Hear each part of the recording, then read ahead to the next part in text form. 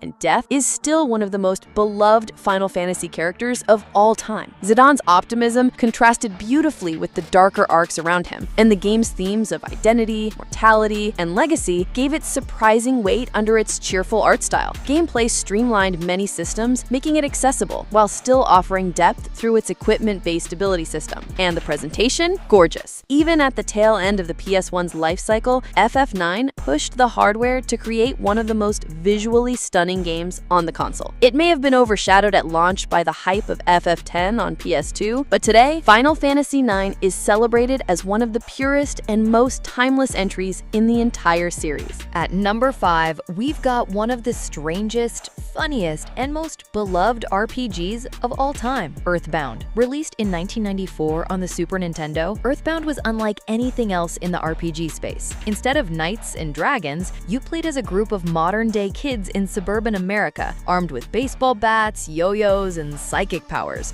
Your enemies? Taxicabs, hippies, possessed coffee cups, and cosmic horrors from beyond time. The tone was pure satire, quirky, offbeat, and constantly poking fun at RPG tropes. But under the humor, it had heart. Ness's journey wasn't just about saving the world from Gygas, it was about friendship, courage, and growing up in a world that doesn't always make sense. The battle system looked simple on the surface, turn-based like Dragon Quest, but it introduced the rolling HP meter, which gave you a chance to save a character by healing before their HP ticked down to 0. It added tension to fights in a way most RPGs didn't have. Commercially, Earthbound bombed in the US. Nintendo's infamous "This Game Stinks" marketing campaign confused players, and poor sales meant the series was shelved for years. But over time, it gained a massive cult following. By the 2000s, Earthbound was being hailed as a masterpiece of quirky storytelling, and Ness's inclusion in Super Smash Bros. Turned it into a legend. Today, Earthbound is remembered not just as a cult RPG, it's seen as proof that games can be weird, heartfelt, and unforgettable all at once. At number 4, we have what many RPG fans still argue is the greatest Final Fantasy ever made, Final Fantasy VI.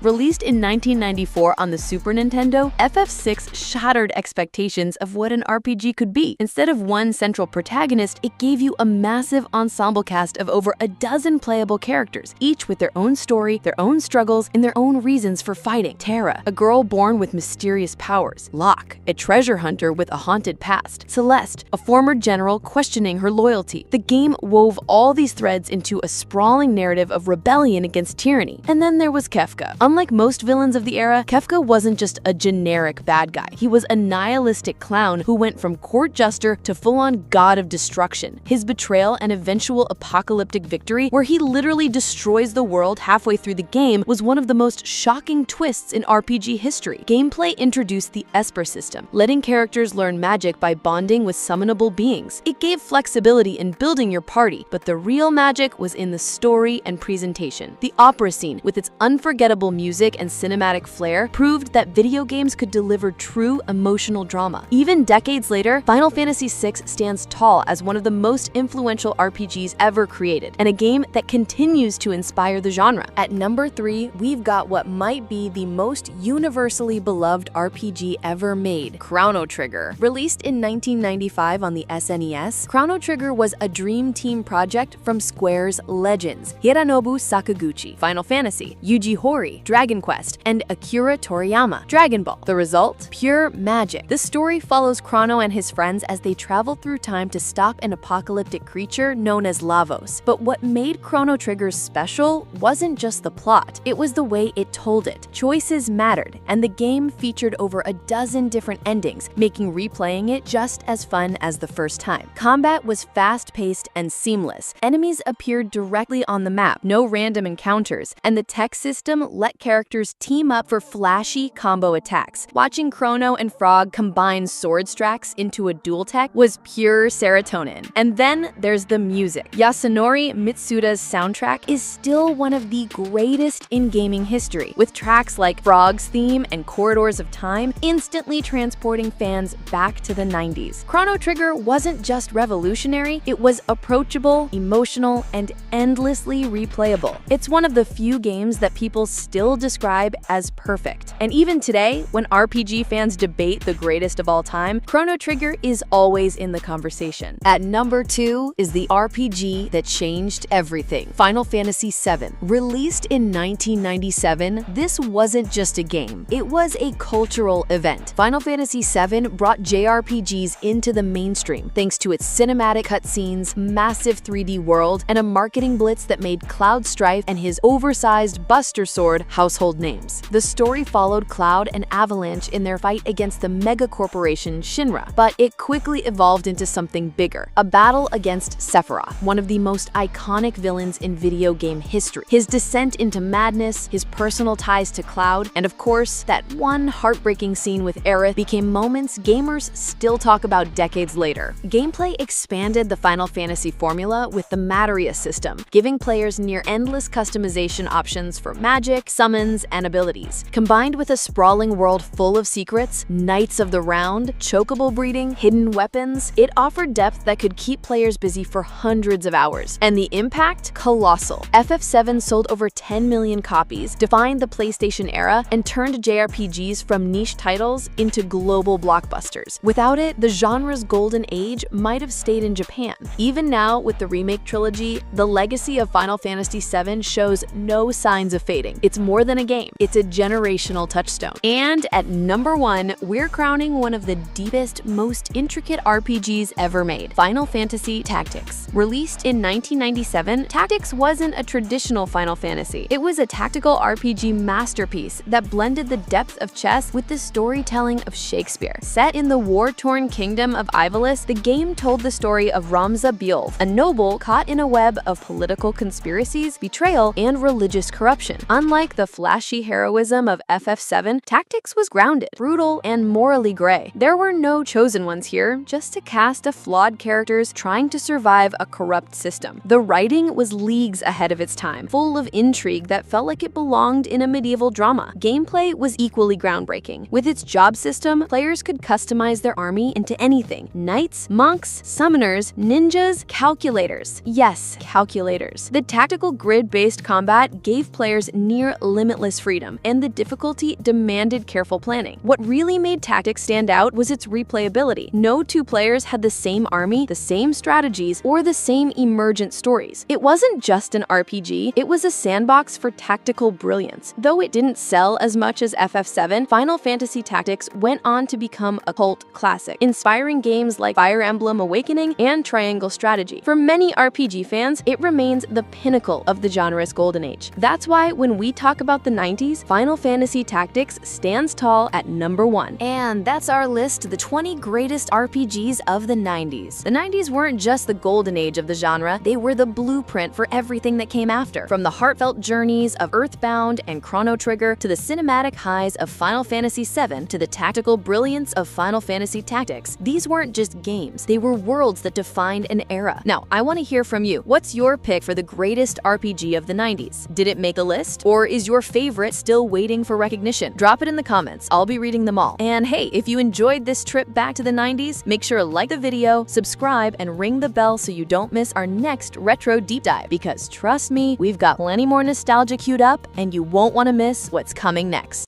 Thinking about selling your Nintendo Switch? Yeah, don't. Not yet. Because before you even think about trading it in, there are 12 popcorn-ready JRPGs that prove this little hybrid console is still criminally good for role-playing fans. So, grab your Joy-Cons, load up your snack stash, and let's dive into 12 RPGs that make selling your Switch a crime. Coming in at number 12 is Ys 8, Lacrimosa of Dana, a game that proves the Switch can handle fast-paced action JRPGs without breaking a sweat. Here's the setup. Series protagonist Adol Kristen gets shipwrecked on a cursed island. Instead of sulking, he does what Adol always does. Grabs a sword, slays monsters, and rallies survivors to build a new life. But this isn't just about fighting for survival. As you explore, Adol begins experiencing visions of a mysterious woman named Dana, whose story slowly intertwines with his in ways you don't see coming. The real star here is the combat system. Forget slow, clunky JRPG battles. Ys 8 is all about lightning-fast action. You can swap characters on the fly, chain combos, and exploit enemy weaknesses in real time. It's tight, satisfying, and honestly addictive. Pair that with a killer soundtrack, Falcom's music team never misses, and you've got an RPG that keeps your blood pumping while still delivering emotional gut punches. And here's the thing, Ys has always been a bit of a hidden gem series, but Ys 8 is the entry that finally broke into the mainstream, and on Switch, it's the perfect way to experience it. If you want an action JRPG that balances heart and hype, this one's criminally underrated. At number 11, we've got a game that defines the word classic, Dragon Quest XI-S. This is the gold standard for turn-based JRPGs, the blueprint so many others follow. If you grew up with Dragon Quest, you already know what to expect. A silent hero destined to save the world, a lovable band of companions, and an epic quest against overwhelming evil. But the execution here, pure perfection. The Switch version, known as the Definitive Edition, isn't just a port. It's stacked with extras, new side stories, full voice acting, a fully orchestrated soundtrack, and even the ability to switch between HD 3D graphics and a retro 16-bit mode that feels like a love letter to the SNES era. It's basically 2 Dragon Quests in one. The characters are unforgettable. From Eric, your loyal thief with a heart of gold, to Sylvando, the flamboyant performer who somehow steals every single scene he's in. This cast is peak JRPG writing, and the game itself, it's cozy, comforting, but still massive in scope. Clocking in at 100+ hours, Dragon Quest XI is a reminder of why this franchise has been the backbone of the genre for decades. On Switch, it's portable, polished, and perfect. If you call yourself a JRPG fan and you haven't played this yet, that's the real crime. Sliding in at number 10 is a true cult classic that finally got the love it deserves. Baten Kaitos I and II HD Remaster. If you never owned a GameCube back in the day, chances are this gem passed you by. But trust me, this is one of those JRPGs that sticks with you for life. The hook? Instead of traditional turn-based commands, Baten Kaitos uses a card-based battle system where every attack, spell, and even healing item is tied to collectible cards called Magnus. At first it sounds weird, but it quickly becomes one of the most strategic and satisfying systems out there. Every battle feels like building a mini deck on the fly, chaining combos together and pulling off flashy finishers that look way cooler than they have any right to. But it's not just the combat. The world building here is on another level. Floating continents in the sky, ancient gods, and story twists that blindside you harder than a Persona boss ambush. And don't even get me started on the voice acting in the original release. So bad, it was good. Luckily, the HD remaster lets you toggle voices off if you want to dodge the cheese, but honestly, some fans keep them on just for the nostalgia. This remaster bundles both Baten Kaitos Eternal Wings and the Lost Ocean and its prequel, Baten Kaitos Origins, adds quality of life updates like fast-forwarding battles, and gives the visuals a much-needed glow-up. If you're tired of samey JRPG battle systems, Baten Kaitos is proof that taking risks can can pay off. And playing it on Switch, it finally feels like this series is getting the recognition it always deserved. At number 9, we're going back to where JRPG nostalgia hits hardest. Collection of Mana, featuring Final Fantasy Adventure, Secret of Mana, and Trials of Mana. This isn't just a retro bundle, it's JRPG history in your hands. Secret of Mana especially is legendary. It broke the mold back in the SNES era by offering real-time action combat instead of turn-based menus. You could swing swords, cast spells, and team up with friends in local co-op, something that made it one of the most magical multiplayer RPGs ever made. The atmosphere is pure fantasy comfort food. Colorful pixel worlds, one of the most iconic soundtracks of the 16-bit era, and a story that balances whimsy with surprisingly heavy themes. It's the kind of game where you'll be chilling in a cozy forest one minute and fighting ancient gods the next. Then there's Trials of Mana, a game that didn't even make it outside Japan until decades later. It's the unsung hero of the series, with branching story paths depending on which heroes you pick and multiple endings that keep you coming back for more. On Switch, you finally get to play the original in English. No sketchy fan translations required. What makes this collection criminally good is how it captures the essence of JRPG evolution. You can literally see the genre experimenting, growing, and finding its voice. It's not just a trip down memory lane. It's like holding the DNA of modern JRPGs in your hands. If you're a JRPG fan, skipping this would be like skipping the prologue of your favorite anime. You can do it, but why would you ever want to? At number 8, we've got a game that feels like it jumped straight out of a Saturday morning dream. Super Mario RPG, lovingly remade for the Switch in 2023. Back in 1996, this game was a wild experiment. Square and Nintendo teaming up to throw Mario into a full-blown JRPG, and somehow it worked perfectly. The remake keeps all the charm intact, but polishes it up with gorgeous visuals, new cinematic flourishes, and extra tweaks that make combat even smoother. The story is classic JRPG whimsy. Mario teams up with unlikely allies like Geno, the wooden doll possessed by a celestial spirit, and Bowser himself to take down a villain who isn't even from the Mushroom Kingdom. The combat is turn-based but with a twist. Timed button presses that lets you boost attacks or block incoming hits. It keeps battles interactive and fun, especially for newcomers who might find traditional menus a bit too slow. But what really makes this game timeless is the tone. It's funny, quirky, and surprisingly heartfelt. You'll laugh at the slapstick humor one moment and then feel genuine emotion in the next. And on Switch, it's the definitive way to experience this cult classic, with reorchestrated music that will absolutely wreck your nostalgia. Super Mario RPG isn't just a relic of the past, it's proof that JRPGs can be lighthearted, accessible, and still unforgettable. And now that it's finally back, you've got no excuse to skip it. At number 6, we're stepping into modern indie magic with Sea of Stars, a love letter to retro RPGs that somehow stands shoulder to shoulder with the classics it's inspired by. Made by the creators of The Messenger, this game looks like a SNES RPG that got a 2025 glow up. The pixel art, gorgeous. The soundtrack, legendary, featuring guest tracks from Yasunori Mitsuda, the composer of Chrono Trigger and Xenogears. The story follows two children of the solstice who harness the power of the sun and moon to fight back against cosmic horrors. On paper, it sounds like typical JRPG fare, but the execution is where it shines. The writing balances lighthearted adventure with real emotional weight, and every party member feels like they belong. Combat is turn-based, but adds interactive mechanics. Timing your button presses boosts attacks, reduces damage, and even powers up combo moves. It's a small change, but it keeps every battle engaging, especially during longer dungeon crawls. What makes Sea of Stars special is how it captures the feeling of classic JRPGs without drowning in outdated mechanics. There's no random encounter fatigue, exploration is fluid, and puzzles break up the grind beautifully. For many players, this was the game that finally scratched that Chrono Trigger itch, and on Switch, it feels right at home. It's proof that you don't need a big studio budget to make a JRPG masterpiece. You just need heart, style, and a lot of passion. Sea of Stars is indie JRPG perfection, and if you sell your Switch before playing it, that's straight up a crime against gaming. Quick pause before we dive into the top half of the list. If you're enjoying this countdown, make sure to hit that like button and subscribe. We've got more JRPG deep dives, hidden gems, and upcoming releases coming your way. And trust me, you don't want to miss what's next. Alright, now let's keep the hype rolling with number 6. At number 6, we've got Ni no Kuni Wrath of the White Witch,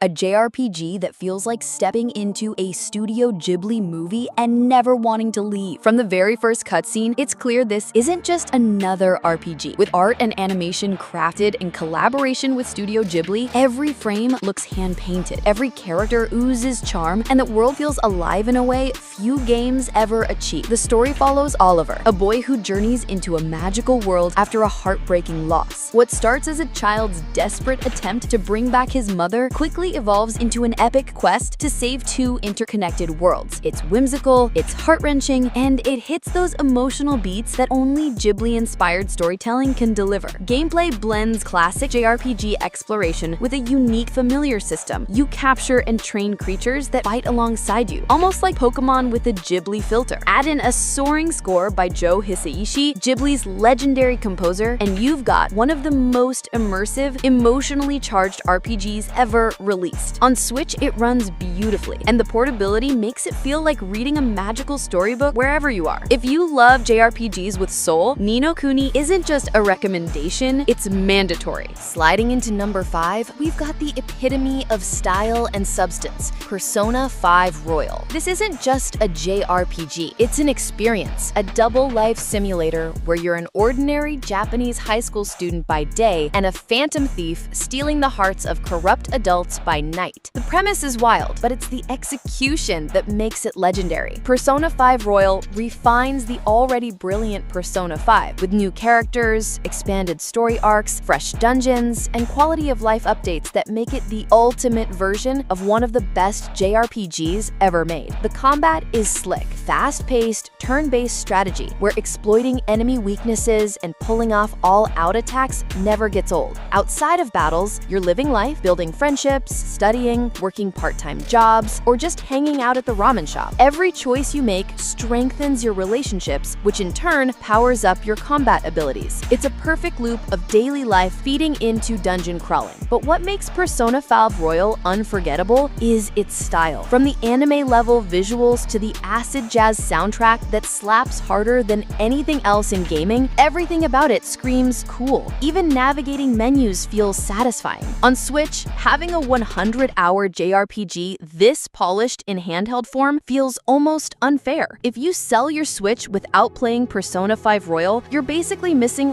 one of the defining JRPGs of the generation. At number 4, we've got a game that single-handedly birthed a whole new aesthetic, Octopath Traveler. When Square Enix dropped this in 2018, it wasn't just another JRPG, it was a revolution. The HD 2D art style turned heads instantly. Lush pixel characters layered over diorama-like environments with dynamic lighting and depth. It's nostalgic and modern at the same time, and it's become the studio's new signature look. But visuals are only half the magic. Octopath gives you 8 protagonists, each with their own story arcs, motivations, and starting town. You can tackle them in any order, weaving your own journey through the game's world. It's non-linear, refreshing, and makes you feel like you're shaping the narrative yourself. The combat system is deceptively deep, turn-based, but built around exploiting enemy weaknesses, breaking their defenses, and then unleashing boosted attacks for massive payoffs. It's a constant rhythm of strategy and satisfaction. The soundtrack deserves its own shrine. Yasunori Nishiki's score is pure fire, from pounding battle themes to emotional piano pieces that hit right in the chest. Octopath Traveler proved that JRPGs could innovate while staying true to their roots, and on Switch, it feels like a perfect fit, whether you're grinding on the go or diving into epic boss fights on the big screen. Cracking the top 3, we enter the world of Xenoblade Chronicles 3, the epic that brought Monolith Soft's sprawling saga to an emotional crescendo. This game doesn't just tell a story, it builds an entire living world that feels massive, overwhelming, and breathtaking all at once. You play as Noah and Mio, soldiers from opposing nations locked in endless war, who discover a truth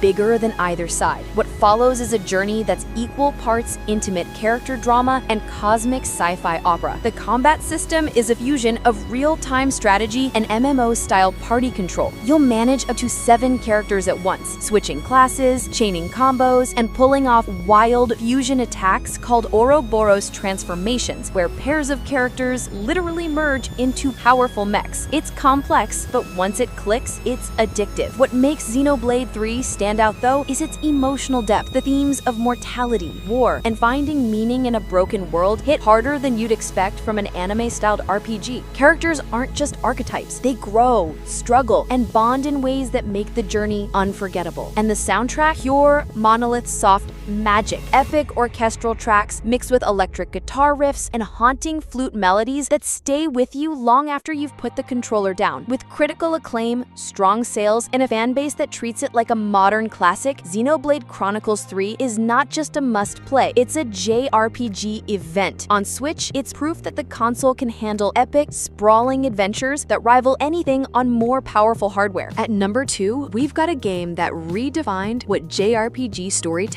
could be. Xenoblade Chronicles Definitive Edition. The original launched on the Wii back in 2010, but this Switch remaster isn't just a fresh coat of paint. It's a total transformation. Upgraded visuals, streamlined UI, a fully re-recorded soundtrack, and even an all-new epilogue chapter called Future Connected. The story is iconic. Shulk, an unlikely hero armed with the mysterious blade known as the Monado, takes on an army of mechanical titans. What starts as a simple revenge tale evolves into one of the most ambitious, emotional sci-fi epics in the genre. It's not just about saving the world, it's about fate, identity, and what it means to fight for a future worth living. The environments are jaw-dropping. You're literally exploring the bodies of dead gods, the Bionis and the Mechonis, climbing their limbs, running across their shoulders, fighting enemies in jaw-dropping landscapes. It's one of the most creative settings in any RPG ever. The combat is a perfect blend of real-time action and tactical positioning. You're managing cooldowns, chaining arts, and setting up devastating combos with your party. It feels like controlling an MMO raid team, but streamlined for single player. This game earned universal acclaim for a reason, and the Switch version is hands down the definitive way to play it. If you want to understand why the Xenoblade series is held in such high regard, this is where you start. And finally, at number 1, we have the crown jewel, the long-awaited Xenoblade Chronicles X Definitive Edition. Originally a Wii U exclusive that almost nobody played, this remaster finally brings one of Monolith Soft's boldest experiments to the Switch, and it is massive. Xenoblade X is all about scale. The planet Mira is one of the largest, most open worlds in JRPG history. Lush jungles, towering cliffs, alien oceans, and glowing wastelands filled with creatures the size of skyscrapers. And the kicker? Eventually, you unlock giant mechs called skells, and suddenly, the entire game changes as you take to the skies and explore places you could only stare at before. The story leans more into sci-fi than fantasy, focusing on humanity's struggle to survive after Earth's destruction. You're not just fighting for survival, you're building a new home, exploring the unknown, and discovering secrets about the planet that raise as many questions as they answer. Combat builds on the Xenoblade formula, with MMO-style systems, layered mechanics, and the added depth of mech battles. It's overwhelming at first, but once it clicks, it's one of the most rewarding systems in the genre. For years, fans begged Nintendo to bring Xenoblade X to modern consoles, and the Switch remaster finally makes it accessible to everyone. Enhanced visuals, quality of life upgrades, and smoother performance make this the definitive way to experience a game that was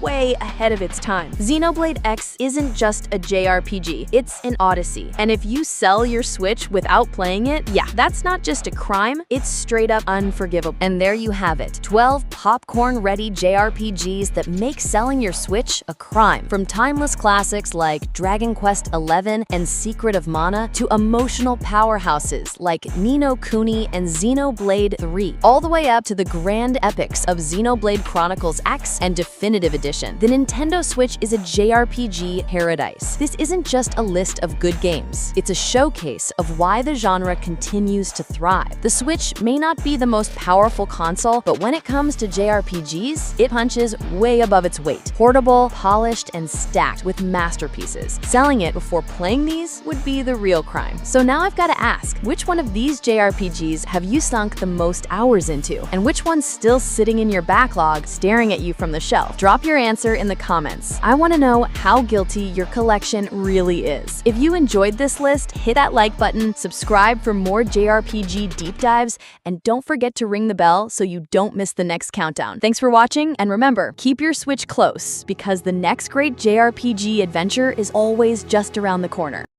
Turn-based RPGs are back, and honestly, they never left. Whether you grew up grinding in classic JRPGs or you're just tired of open-world bloat and want actual strategy, the PS4 and PS5 have quietly built one of the best libraries out there. From iconic franchises to indie underdogs, this list has it all. No filler, no mobile ports, no nostalgia bait. Just 15 must-play turn-based RPGs that actually hold up. Some you know, and a few you probably don't. Let's get into it. Chained Echoes. Imagine if a single developer locked themselves in a room, studied every 16-bit classic, and then smashed all that nostalgia together with modern design muscle. That's Chained Echoes. You drop into Volandis, a continent clawing its way out of a disastrous three-way war, and within minutes the game starts asking bigger questions than who swings the biggest sword, political backstabbing, sky armors that handle like pocket mechs, and a plot that pivots from heroic road trip to cosmic horror. Everything's dialed up, but never feels bloated. What really sells it is the overdrive meter. Each action nudges a little cursor across green, yellow, and red zones. Stay in the sweet spot, and your skills hit harder for less cost. Slip into the red, and enemies punish you for spamming the same moves. It turns even random trash mobs into mini puzzles, forcing you to mix healing, debuffs, and straight DPS in a rhythm that feels almost musical. No grinding either. Progress comes from boss kills and story beats, so every upgrade matters. The result? A brisk 30-plus hour ride that respects your time, but still delivers SNES-era heart. It's not perfect. Some difficulty spikes will make you wish you could overlevel, but for anyone craving a fresh spin on the golden age JRPG, Chained Echoes is the perfect way to kick off this countdown. Unicorn Overlord. Vanillaware looked at the tactical RPG label and basically said, why not make the chessboard an entire country? Unicorn Overlord swaps out the cramped square grids of Fire Emblem-style battles for sweeping real-time marches across Fevrith, then pauses the clock the moment steel meets steel so your pre-programmed tactics can flex. Here's the hook. Before each clash, you script if-then behaviors for every unit. If HP is less than 50%, then heal. If enemy is airborne, switch to archer, and so on. Once the skirmish starts, you're less field general and more mad scientist, watching layered conditionals snap into place like dominoes. When you've nailed a perfect counter combo and your ragtag spearmen wipe out an elite cavalry charge without you lifting a finger, chef's kiss. Add in 60-plus recruitable characters, each with their own class quirks and side quests, and that signature Vanillaware storybook art, paper doll sprites that somehow look hand-painted and alive, and you've got a tactics sandbox that rewards obsessives without drowning newcomers. Fair warning, the main plot is Prince reclaims throne, boilerplate, and the sheer volume of optional bond conversations can feel like speed reading a phone book. But if you're here for crunchy, build-your-own-army strategy wrapped in the prettiest 2.5D on PlayStation, Unicorn Overlord is the sleeper hit you didn't know your tactics brain needed. Marvel's Midnight Suns. Picture this. Blade punts a demon into an exploding barrel, Ghost Rider whips the next one straight through a portal, and Doctor Strange seals the deal with a screen-wide beam. All because the 3 cards you drew lined up perfectly. That's Marvel's Midnight Suns in a nutshell. The brains of XCOM grafted onto the bombast of the MCU. What makes it tick? First, there's zero whiff chance rage. If the card says it lands, it lands. That lets you focus on the real puzzle, squeezing every inch of damage out of the arena. Kick a Hydra Grunt into a power line to refund a card. Shove another into Captain America's shield ricochet for an instant KO. Every turn feels like you're speedrunning a physics sandbox. Between missions, you crash at the Abbey, part Gothic Mansion, part superhero dorm. Yeah, the gift a candle to Captain Marvel friendship grind is cheesy, but those affinity bonuses unlock duo ultimates that melt boss health bars in one animation. Worth it. Downsides? Play on Heroic 2 or higher. Normal difficulty sleepwalks. Embrace yourself for a ton of dialogue. Some of it heartfelt, some of it Saturday morning corny. Still, if you've ever wanted Iron Man, Magic, and Nico Minoru executing a triple synergy wipe like they rehearsed it for TikTok, Midnight Suns is that fantasy come to life. Metaphor ReFantasio. From the creators of Persona 5 comes something way more than just another JRPG. Metaphor ReFantasio is like stepping into a royal hallucination wrapped in velvet, then getting smacked by a boss fight straight out of your nightmares. Same stylish DNA as Persona? Absolutely. But this isn't a school sim. You're in a full-on fantasy kingdom, navigating politics, prophecy, and monsters that look like they crawled out of your subconscious. What makes it different? The turn-based combat is brutal but elegant. You still plan your team's every move, but now you've got weapon switching, stagger mechanics, and formations that actually matter. No press X to win here. You'll need real strategy to survive. Visually, it's insane. We're talking oil painting aesthetics, surreal creature design, menus so crisp they could cut glass, and music that sounds like your soul ascending. But here's what really sells it: you can actually shape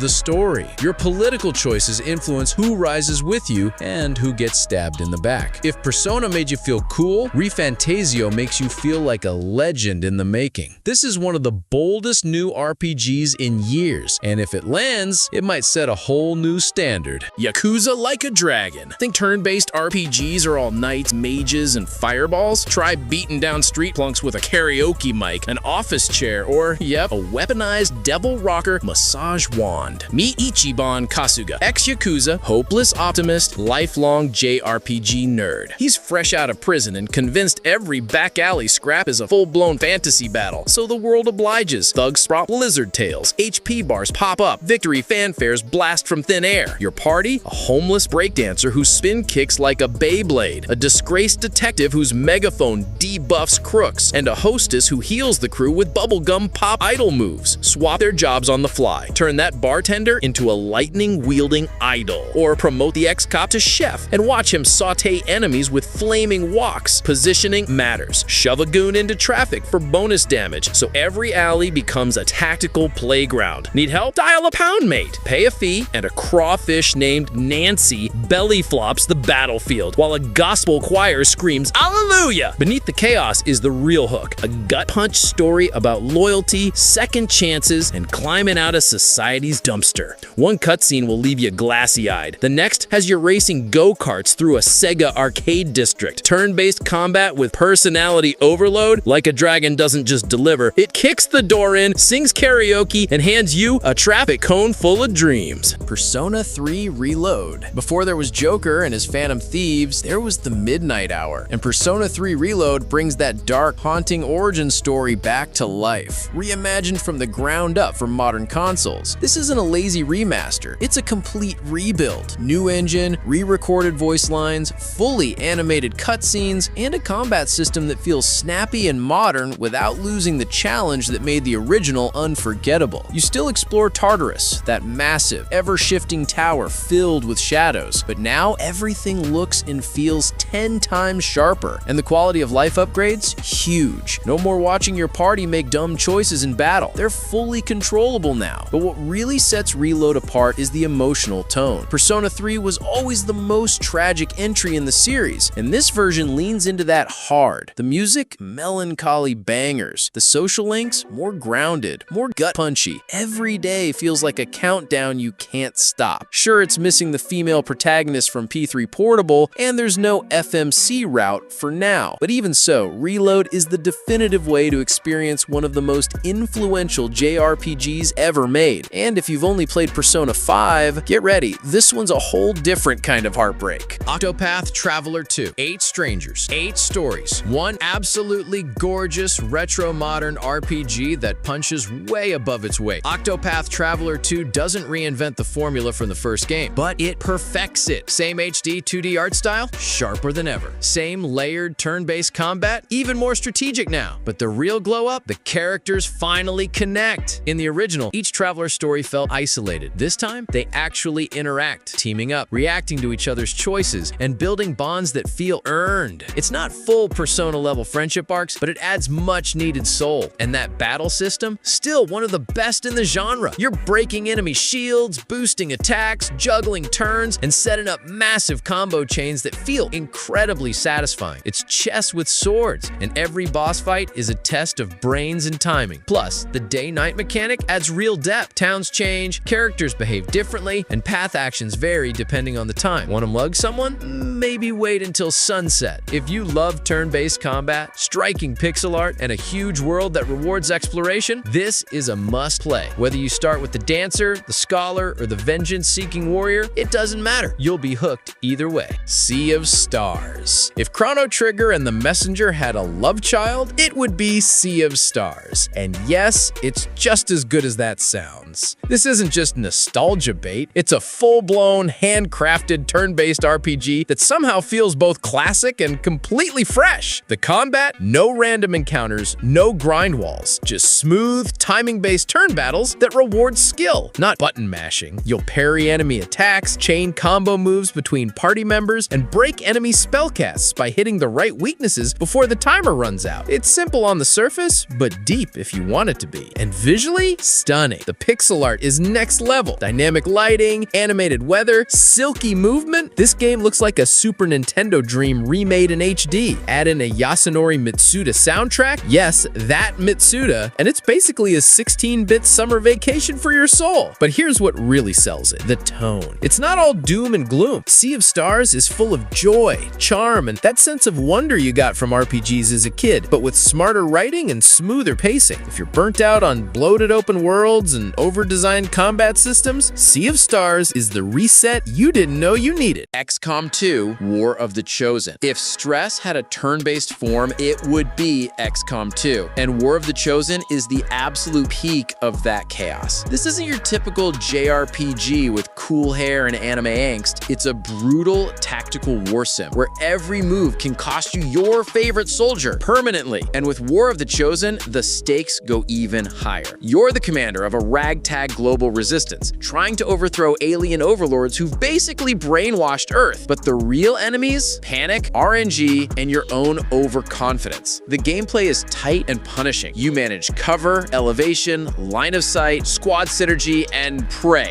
One misstep and boom, your best sniper just got vaporized because you pushed too far forward. What War of the Chosen adds is wild. 3 elite enemy bosses who adapt to your tactics, special faction units like Reapers and Templars, and a fatigue system that forces you to rotate squads. It's deeper, nastier, and somehow even more addictive. But the best part? The stories you make. The rookie who panic crits a sectoid. The sniper who avenges 5 fallen teammates in one mission. Every run is different, and no one forgets their first full wipe. If you like your turn-based games with tension, punishment, and tactical high, XCOM 2: War of the Chosen is the gold standard. Like a Dragon, Infinite Wealth. If Yakuza Like a Dragon was the genre flip we didn't see coming, Infinite Wealth is the proof that it wasn't a fluke. It's a full-blown evolution. Kasuga is back. This time, he's in Hawaii, and somehow things are even more unhinged. You've got beach brawls, side quests that spiral into absurdity, and a storyline that somehow juggles deep drama with absolute chaos. Oh, and Kiryu joins the party. Enough said. Combat-wise, Infinite Wealth doubles down on what made the last game click, but tighter, faster, and flashier. The job system returns with new over-the-top classes. Shark Trainer, anyone? The environments are more interactive, and now you can actually move characters around the battlefield. Positioning becomes key for AoE attacks, backstabs, or using a bike rack as a tactical nuke. And it's not just goofy. Beneath the weirdness, there's real emotional weight, especially with Kiryu's arc. It hits harder than expected, and the story pulls 0 punches. You'll laugh, you'll cry, you'll throw a pineapple at a guy in a dolphin suit. Infinite Wealth doesn't just continue the turn-based Yakuza formula, it cements it. If you liked Like a Dragon, this is bigger, weirder, and somehow even better. Divinity Original Sin 2.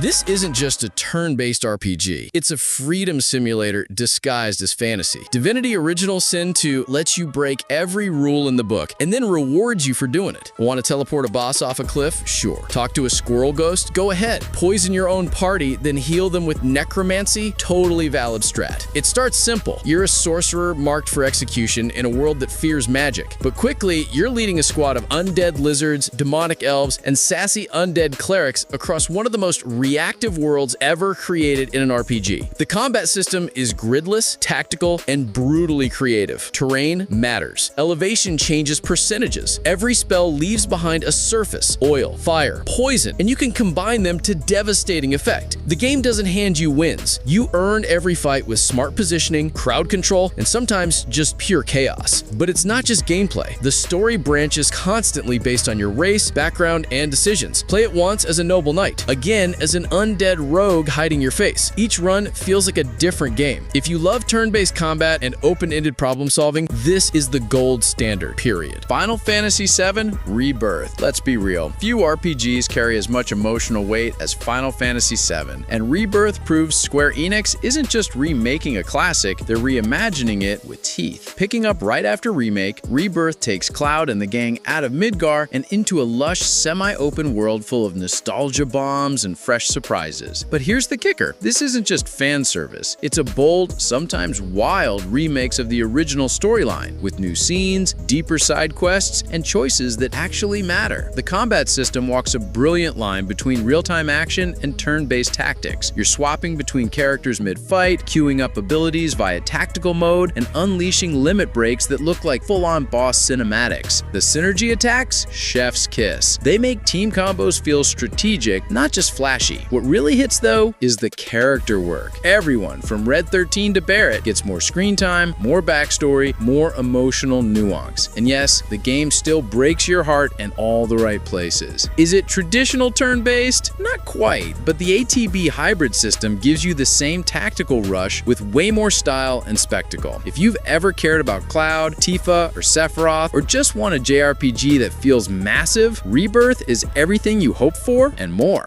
Dragon Quest XI's Echoes of an Elusive Age. If Final Fantasy is the flashy younger sibling, then Dragon Quest is the wise, old-school master, and 11S is its finest spell yet. This is classic turn-based JRPG comfort food, but polished to near perfection. From its vibrant cel-shaded visuals to its heartwarming story, everything about Dragon Quest XI's feels handcrafted, timeless, and just plain joyful. You play as the Luminary, a chosen hero with a mysterious past, setting off across a sprawling world filled with quirky towns, lovable party members, and monsters that are more goofy than grim. And yet, when the plot turns dark, it hits. What makes this edition definitive? Besides the full orchestra soundtrack and quality of life upgrades, you can switch between 3D and 16-bit 2D2 mode, a brilliant nod to the series' roots. It's 2 games in 1, really. And if you're the kind of player who likes to grind, tinker with builds, or just soak in wholesome dialogue and side quests, you'll get dozens of hours out of this. Combat is turn-based and straightforward, but never dull. You'll stack buffs, combo attacks, and even tag in backup party members mid-battle. It's deep enough to strategize, but light enough for anyone to jump in. This is the kind of RPG you live in. No gimmicks, just pure JRPG magic, refined for a modern audience. Persona 5 Royal. Style, depth, time management, teen angst. Persona 5 Royal isn't just one of the best turn-based RPGs on PS4 and 5, it's a genre-defining masterpiece. You play as Joker, a high schooler wrongfully accused and forced to start over in Tokyo. But when he awakens to a hidden world of corruption and shadowy palaces, he forms the Phantom Thieves, a group of misfit rebels who dive into people's twisted psyches to reform their hearts. On the surface, it sounds wild, but Royal grounds it all in a beautifully structured life sim system. By day, you're studying, making friends, and building social links. By night, you're dungeon crawling through surreal levels full of monsters, puzzles, and turn-based combat that's shockingly strategic. Every move counts. Exploit weaknesses, trigger a one more attack, and pull off all-out finishers that feel like anime boss fights. And with Royal, you get new characters, a brand new semester, expanded dungeons, and deeper relationship arcs. This isn't a re-release, it's a full evolution. What makes Persona 5 Royal stand out isn't just the gameplay, it's the vibe. From the acid jazz soundtrack to the slick menus, everything oozes confidence. It makes you want to keep playing even when your controller is begging for a break. If you've never played a Persona game before, this is the perfect entry. And if you have, Royal takes everything you loved and makes it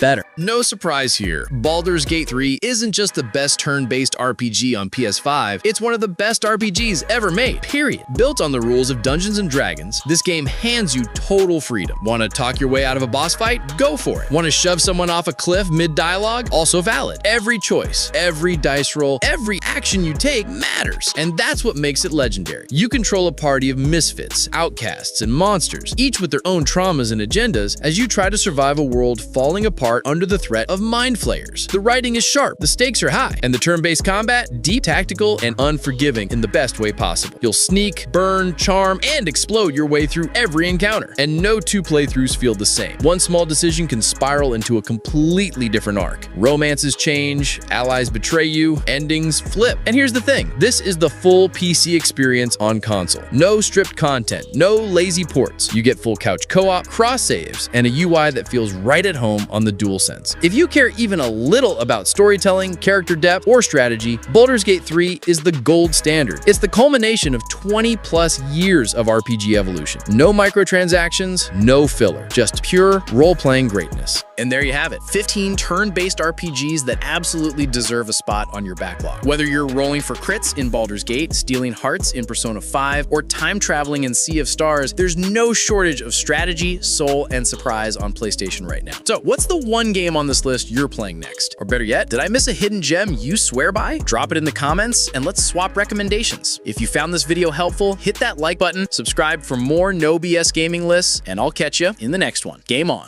You don't need 50 fireballs or 10 frame links to know the PS5 is stacked with fighting games in 2025. Whether you're grinding rank, mashing with friends, or just want to see Goku throw hands with Luffy clones, this list has you covered. Here are the 11 best fighting games on PS4 and PS5 right now. Number 11, JoJo's Bizarre Adventure. This game isn't balanced, it isn't competitive, and honestly, that's the point. All-Star Battle R is JoJo in its rawest form. 50+ fighters from every bizarre timeline, dramatic intros, and combos so extra they could be TikTok dances. You've got time-stopping vampires, horse-riding snipers, and literal let's punch fate energy packed into every match. Mechanics-wise, it's a 2.5D fighter with tag assists, flashy supers, and combo routes that make zero sense unless you're an actual stand user. The rollback netcode helped, but online's still hit or miss. And let's be real, the FCG ain't playing this at top 8. But if you love JoJo's anime or manga, this is fan service done right. Wild, broken, and fabulous. Like a Dio quote in game form. Play it for fun, pose on your friends, and remember, you're already approaching me. Number 10, Fatal Fury City of Wolves. 25 years later, SNK finally did it. Fatal Fury City of Wolves is a full-blown resurrection of a fighting game dynasty, and it slaps harder than a power dunk to the jaw. Terry Bogard still got the cap, Rock Howard still got daddy issues, but the gameplay, brand new. You've got two control styles, Smart Style for newcomers and Legend Style for FGC purists. It's a genius move that makes the game more approachable without watering it down. The visuals are stylish, the animations are crispy, and that classic SNK flavor, it's alive and kicking. It's still early in its life, so tourney meta's developing, but make no mistake, this isn't just nostalgia bait. City of Wolves proves SNK still knows how to bring the heat in 2025. Number 9, Under Night in Birth 2. If anime fighters had a hidden boss, it would be Under Night in Birth 2 Ciscellus. This isn't a button masher. This is a game for lab gremlins who count frames in their sleep. Ciscellus refines everything from the previous UNist entries, crisper visuals, rollback netcode, new characters, and the return of the GRD system, one of the sickest resource mechanics in any 2D fighter. It's like tug-of-war meets turn control. Win neutral, dominate the round. Every character feels unique, from whip-wielding zoners to sword-slinging pressure gods. And when two cracked players go head-to-head, it's like watching anime chess with combos. Not as flashy as Guilty Gear, not as famous as Tekken, but if you want pure mechanics with anime flair, this is your jam. Just don't expect mercy online. These players do not mash. Quick break from the beatdowns. If you're feeling the picks, hit like and sub. We drop new fighting game vids every week. No patches required. 8. DNF Duel. DNF Duel shouldn't go this hard,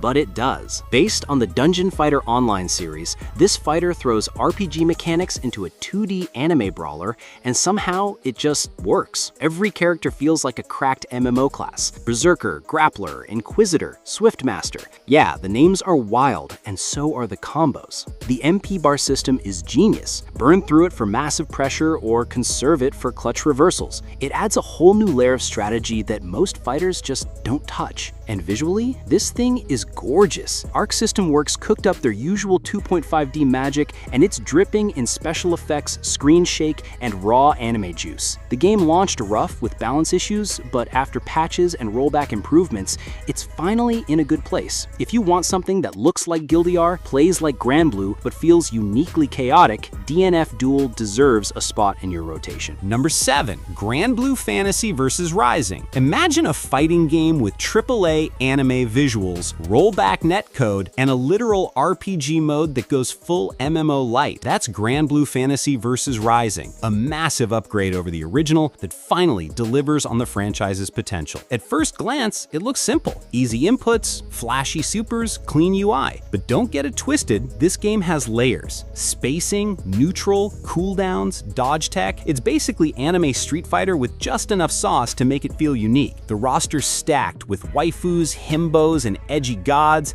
and everyone's got EX skills, skybound arts, and match-ending supers that look like summon animations in a JRPG. And the new party-based Grand Brews Legends mode, it's like Fall Guys meets Smash Bros. Pure chaos and low-key addicting. Whether you're a competitive grinder or just here for the drip, Grand Blue Rising is one of 2025's most complete fighting packages. Number 6. Dragon Ball FighterZ. Remember when this dropped and everyone lost their minds? Yeah, Dragon Ball FighterZ still hits just as hard in 2025. Arc System Works nailed the fantasy. 3v3 tag team chaos, anime-accurate visuals, and enough Kamehamehas to light up a continent. It's Goku versus Vegeta versus Cell versus Jiren versus Broly versus another Goku? Yeah, the roster is like 40% Goku, but we don't complain when it looks this good. What kept this one alive? 2 words: rollback netcode. After years of begging, the 2024 update finally brought smooth online play and the FGC came running back. Whether you're running TOD combos in training mode or just trying to land one dramatic finish in ranked, this game feels like the anime. It may not dominate EVO like it used to, but for anime fans and combo fiends, FighterZ is eternal. Bonus points for the GOAT announcer calling your L's in dramatic fashion. Number 5. Mortal Kombat 1. It's wild that Mortal Kombat has rebooted itself more times than Goku's died, but MK1 might be the cleanest reset yet. NetherRealm took everything that worked in MK11, cranked up the cinematic insanity, and dropped the Kameo system, which lets you tag in classic characters mid-fight for combo extensions, assists, and brutal double-team finishers. And the fatalities, still savage, still over the top, still making your grandma ask why your screen's covered in spinal cords. But it's not just shock value. MK1 actually feels good to play. Tight movement, strategic zoning, and brutal pressure options make it more than just gore and memes. Story mode goes full multiverse, letting Liu Kang play God while the timelines implode in peak Mortal Kombat fashion. Add in polished visuals, rollback netcode, and strong competitive balance, and MK1 earns its spot in the top 5. Warning though, if you main Sub-Zero and spam slide, we're not friends. Number 4. Guilty Gear Strive. If Street Fighter is the foundation, Guilty Gear Strive is the wild metal concert that built a shrine on top. Arc System Works went full beast mode with Strive. God-tier visuals, buttery rollback netcode, and a soundtrack that slaps harder than Nagayuki's Bloodblade. Every frame is anime magic. Every hit sparks like fireworks, and every round feels like it's being narrated by a heavy metal album cover. What sets it apart? That risk system that rewards aggression, wall breaks that shift the tempo, and characters that play like nothing else. Want a zone? Pick Happy Chaos. Want to grab souls? Go Potemkin. Want to delete people in 2 touches? Hello Nagayuki. Whether you're a sweaty lab monster or a casual who just wants to hear heaven or hell, let's rock, this is peak anime fighter energy. And yes, smell of a game still goes way too hard. Number 3. Tekken 8. Tekken 8 didn't just improve on Tekken 7, it powered up like a Mishima with family trauma. This game is fast, flashy, and feral in all the right ways. The new heat system rewards aggression, turning neutral into high-stakes pressure wars and making every round feel like a final boss fight. Movement is snappier, combos hit harder, and wall splats, they're cinematic masterpieces. But this isn't just about big damage. Tekken 8 still has that signature depth, frame traps, backdashes, perfect electric wind god fists. You can play it clean or get dirty with heat smashes and stage destruction. And the roster? Legacy mains like Jin, Kazuya, and King return with style, while new characters like Reina bring fresh sauce to the mix. Add in next-gen visuals, solid netcode, and a campaign mode that doesn't suck, and you've got one of the most complete fighters of 2025. It's brutal, it's beautiful, and it hits like a counter-hit launcher. Number 2. Dragon Ball Sparking Zero. Forget Kamehamehas, we're talking full-scale planet-destroying brawls. Dragon Ball Sparking Zero is the Budokai Tenkaichi revival we've begged for, and it goes plus ultra. Massive 3D arenas, destructible environments, and a leaked roster pushing 160-plus characters. If it existed in Dragon Ball canon or filler, it's probably here. This isn't an arena fighter like Xenoverse or FighterZ, it's pure brawly-level chaos. You dash across continents, clash beams in the sky, and throw hands like it's 2007 again. And the visuals? Unreal Engine 5. This game looks better than most DBZ episodes. Whether you're rockin' Super Saiyan Blue or OG Piccolo with weighted gear, this game feels like playing the anime. If you grew up with Tenkaichi 3, you already know. Sparking Zero isn't just fan service, it's a full send into next-gen DBZ combat. Number 1. Street Fighter 6. Let's be real, Street Fighter 6 isn't just a great fighting game, it's the fighting game. Capcom pulled off a miracle, a bold new art style, a bangin' hip-hop aesthetic, and gameplay that balances sweaty footsies with stylish sauce. 3 control schemes let everyone eat. Classic for purists, modern for newcomers, and dynamic if you just want to mash with flair. The drive system is genius. It gives you tools for pressure, defense, reversals, all tied to a single resource that forces smart decision-making every round. World Tour mode gives solo players something fun and weird, while Battle Hub brings the arcade spirit online. Add rollback netcode, constant updates, and one of the most active player bases in the world, and you've got a complete package. Whether you're climbing rank or just throwing fireballs in the hoodie, SF6 is the crown jewel of PS5 fighting games in 2025. And yes, let me know, still slaps. So, are you all about crispy footsies, anime combos, or just dunking your friends with style? No matter your main, the PS5 lineup in 2025 is straight up stacked. Whether you throw Hadoukens, land hell sweeps, or just spam Super Dash, you've got no excuse not to hit the lab. Now tell me, which fighter are you maining this year? Did I miss a hidden gem? Drop it in the comments. The PlayStation 1 gave us giants like Final Fantasy VII, Chrono Cross, and Suikoden 2, but what about the JRPGs that slip through the cracks? Today, we're diving into 7 forgotten PS1 JRPGs that absolutely deserve a spot on your must-play list. Each one has something bold, a combat system you've never seen before, a story that rewrites the rules, or a genre mashup that just works. By the end, I guarantee at least one will have you hunting for a copy or firing up your emulator tonight. So here's the challenge. How many of these have you actually played? Keep count and drop your score in the comments. Number 7. Moon Remix RPG Adventure. At first glance, Moon looks like just another quirky Japanese RPG, but it's actually the complete opposite. Released in Japan back in 1997, Moon calls itself an anti-RPG, and it means it. Instead of killing monsters, you rescue their souls. Instead of grinding for XP, you earn love by helping NPCs with their everyday problems. The story? You're sucked into a typical hero's journey, but you're not the hero. You're the bystander who sees the chaos left behind and decides to fix it. Moon flips every JRPG convention upside down. No random battles, no endless fighting, just exploration, puzzle solving, and a surprising emotional core. It was way ahead of its time, and for years it was stuck in Japan. In fact, it didn't even get an English release until 2020 on Switch. If you loved Undertale, this is basically its spiritual predecessor. Toby Fox has openly said Moon was one of his biggest inspirations. It's weird, it's warm-hearted, and it's nothing like the RPGs you grew up with, which is exactly why you should play it. Number 6. Legend of Legaia.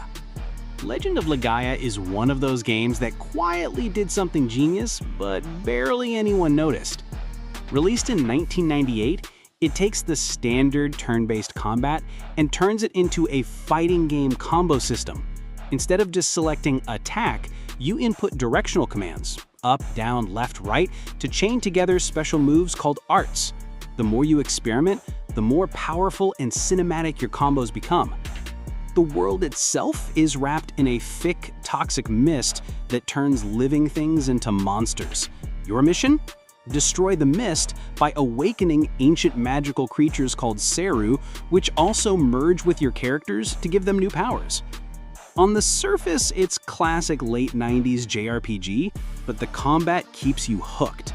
Every battle feels interactive and rewarding because you're always trying to discover that next devastating combo.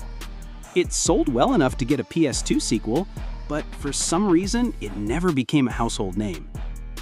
If you're tired of mashing the same menu commands in JRPGs, Legend of Legaia will make every fight feel like a mini boss battle. Number 5, Threads of Fate. Threads of Fate might just be the most charming PS1 JRPG you've never played. Released by Square in 2000, it's an action RPG with 2 completely separate storylines. One for Rue, a shape-shifting warrior searching for a way to bring someone he loves back to life, and one for Mint, a spoiled princess with a serious attitude problem and a hunger for world domination. Same world, same events, but told from totally different perspectives. You'll see plot twists from angles you didn't expect, and it makes replaying the game feel fresh instead of repetitive. Combat is fast and simple, with Rue morphing into monsters he's defeated and Mint unleashing wild magic spells. The gameplay is accessible, but the storytelling is what really sticks with you. Despite coming from Square in their golden age, it got buried under bigger releases and was quietly forgotten. If you want something lighthearted but still full of personality, Threads of Fate is an underrated gem that deserves the second life. Number 4, Vagrant Story. If Threads of Fate is lighthearted, Vagrant Story is the complete opposite. A dark, brooding masterpiece that feels more like a political thriller than a traditional JRPG. Released by Square in 2000, this game ditched towns, party members, and random battles entirely. You play as Ashley Riot, an elite agent caught in the tangled conspiracy involving assassins, cults, and ancient magic. The combat is real-time with a twist. You can pause mid-swing to target specific body parts for strategic damage, or chain together attacks with perfect timing for devastating combos. On top of that, it has one of the deepest weapon customization systems ever put in a PS1 game. The art direction is pure gold. Yasumi Matsuno, the mind behind Final Fantasy Tactics, gave it a gritty, realistic medieval style that still looks incredible today. Critics loved it, but its complexity and lack of traditional JRPG comforts kept it from reaching mainstream success. Vagrant Story is proof that the PS1 could deliver an RPG experience as intense and atmospheric as anything on modern consoles, and it still holds up 2 decades later. Number 3, Shadow Tower. Before From Software became famous for Dark Souls, they were experimenting on the PlayStation with some truly strange and brutal RPGs, and Shadow Tower is one of their most forgotten creations. Released in 1998, it's a first-person dungeon crawler with 0 handholding, 0 maps, and a suffocating atmosphere that feels more survival horror than traditional JRPG. You're dropped into the mysterious Shadow Tower to rescue a friend, and every floor you descend gets weirder. Bizarre monsters, environmental traps, and a constant sense that the game is trying to break you. There's no XP system.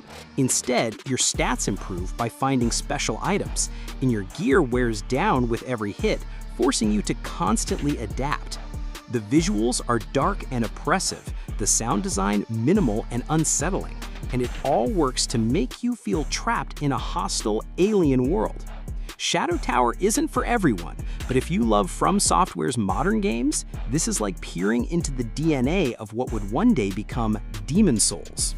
Number 2, Thousand Arms is what happens when a traditional JRPG crashes headfirst into a dating sim, and somehow it works. Released in 1999 by Atlas, it follows Mace Triumph, a womanizing blacksmith on a quest to stop an evil empire and maybe charm every eligible bachelorette along the way. The twist is that your relationships actually matter in combat. Going on dates, saying the right things, and building trust with your party members unlocks stronger magic and weapon upgrades. It's a clever system that makes the social side of the game just as important as the battles. Speaking of battles, they're turn-based but with a unique twist. Only one character fights at a time, while others cheer and support from the sidelines, adding strategic layers to every encounter. Thousand Arms oozes late 90s anime energy, from its colorful art style to its over-the-top humor. It's funny, flirty, and completely unlike anything else on the PS1. It never got the attention it deserved, but for anyone who wants their JRPGs with a side of romance and comedy, Thousand Arms is unforgettable. If you thought Final Fantasy Tactics was tough, Hoshigami Ruining Blue Earth will test every ounce of your strategy skills. Released in 2001, right at the tail end of the PS1's life, it's a tactical JRPG with deep customization, punishing difficulty, and a learning curve that scared off a lot of players. The game's standout feature is its Ready for Action Points system, where every move, from swinging your sword to simply turning your character, consumes precious action points. Mismanage them, and your units become sitting ducks for the enemy. On top of that, battles are long, deliberate, and every decision matters. You can train characters in multiple deity schools of magic, giving them unique abilities and stat boosts, but choosing the wrong path can cripple your strategy later on. It's not the friendliest game for newcomers, but for hardcore tactical RPG fans, Hoshigami offers a depth and challenge most PS1 titles never dared to touch. Sadly, its late release and steep difficulty kept it in obscurity, but if you're craving a real strategic workout, this hidden gem delivers. And there you have it, 7 forgotten PS1 JRPGs that prove the console's library goes way beyond the usual classics. From the heartwarming weirdness of Moon to the brutal strategy of Hoshigami, each one offers something you won't find in the big-name titles. The best part? Most of these still hold up today, and some even have fan translations, re-releases, or ways to play on modern hardware. So, how many of these have you actually played? Was it 0? 1? All 7? Drop your score in the comments, and while you're there, tell me your favorite underrated PS1 RPG that didn't make the list. If you enjoyed this trip down memory lane, hit that like button, subscribe, and turn on notifications, because next time we're tackling the forgotten gems of the PS2 era. Until then, keep your save files safe and never stop exploring.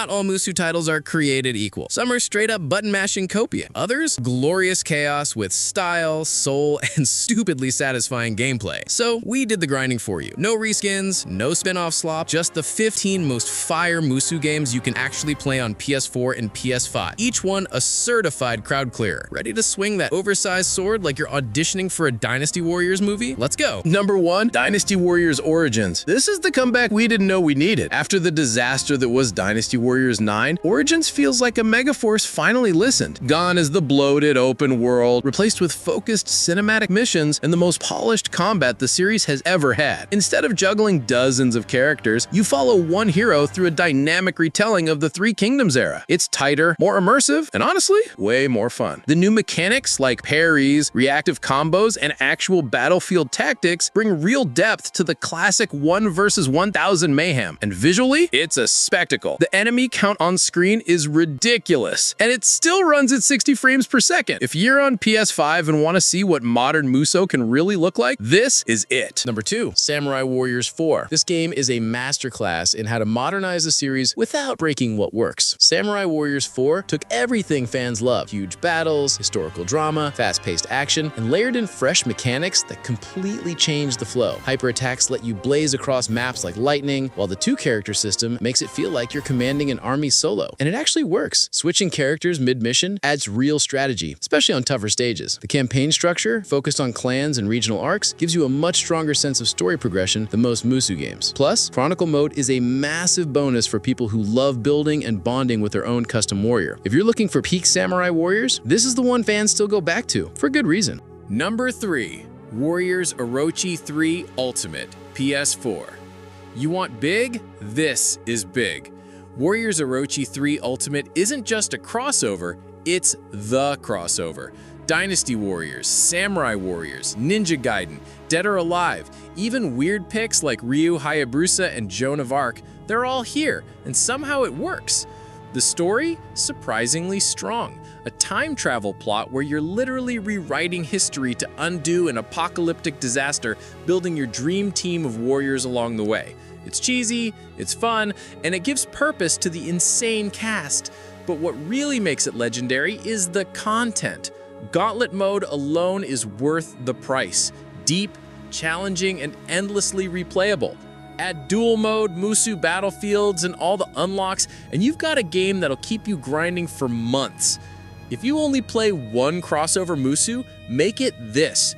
Warriors Orochi 4 looks flashier, but this one has soul. Number 4. One Piece Pirate Warriors 4. This is what happens when Musou goes full anime, and it absolutely works. Pirate Warriors 4 doesn't just adapt One Piece, it unleashes it. You're flinging enemies into the sky, juggling them midair, and then blasting them into a wall with a massive special. The aerial combat system is a game changer. Every character can fight in the air now, and it gives the whole game a vertical energy that no other Musou has. Then you've got the giants. Big Mom, Kaido, Whitebeard, they don't just look big, they feel like boss fights with legs. Story-wise, it covers major arcs like Alabasta, Enies Lobby, Dressrosa, and it even takes creative liberties with the Wano arc, which hadn't finished at the time. It's not the most complete One Piece game, that title probably still goes to Pirate Warriors 3, but from a gameplay standpoint, this is hands down the most fun. Number 5. Persona 5 Strikers. This shouldn't have worked, but it did. Persona 5 Strikers takes the flashy, turn-based magic of Persona and fuses it with Musou combat, and somehow ends up feeling like a real sequel, not a cheap spin-off. You still got the elemental weaknesses, the all-out attacks, the persona switching, but now it's all happening in real time, mid-combo. It's strategic, it's fast, and it makes every fight feel like a dance of chaos and planning. Each Phantom Thief plays differently, so you're not just mashing, you're thinking. Outside of combat, there's cooking, bonding, side quests, even a mini Velvet Room system. It's a leaner Persona experience, but it captures the tone, music, and heart of the original perfectly. Even if you've never touched a Warriors game before, this is a phenomenal entry point. It respects both fan bases and somehow nails the balance. Number 6. Dragon Quest Heroes 2. This one's pure charm. Dragon Quest Heroes 2 is what happens when a classic JRPG meets full-on Musou action. And the result is one of the most lighthearted, fun-to-play games in the genre. Instead of just throwing you into stage-based battles, it gives you open zones to explore, towns to visit, and even a job system. You can switch classes mid-game, going from warrior to mage to monk, each with its own skills and playstyle. And it's not just you. You're rolling with a team of iconic Dragon Quest characters from across the series. It's fan service done right. The monster medal system is a blast too. Defeat enemies, summon them to fight alongside you, or even transform into them temporarily. And yes, there's online co-op. It's a feature most Musou games skip, but here it actually works, especially in the dimensional dungeons. If you want something that blends old school RPG vibes with slick, satisfying combat, this one's a hidden gem. Number 7. Berserk and the Band of the Hawk. This one hits different. Most Musou games are about stylish chaos. Berserk is about pure, brutal power. Swinging Guts' massive Dragon Slayer sword feels heavy. You're not slicing enemies, you're obliterating them. The game adapts most of the iconic arcs, including the Golden Age and Millennium Falcon stories,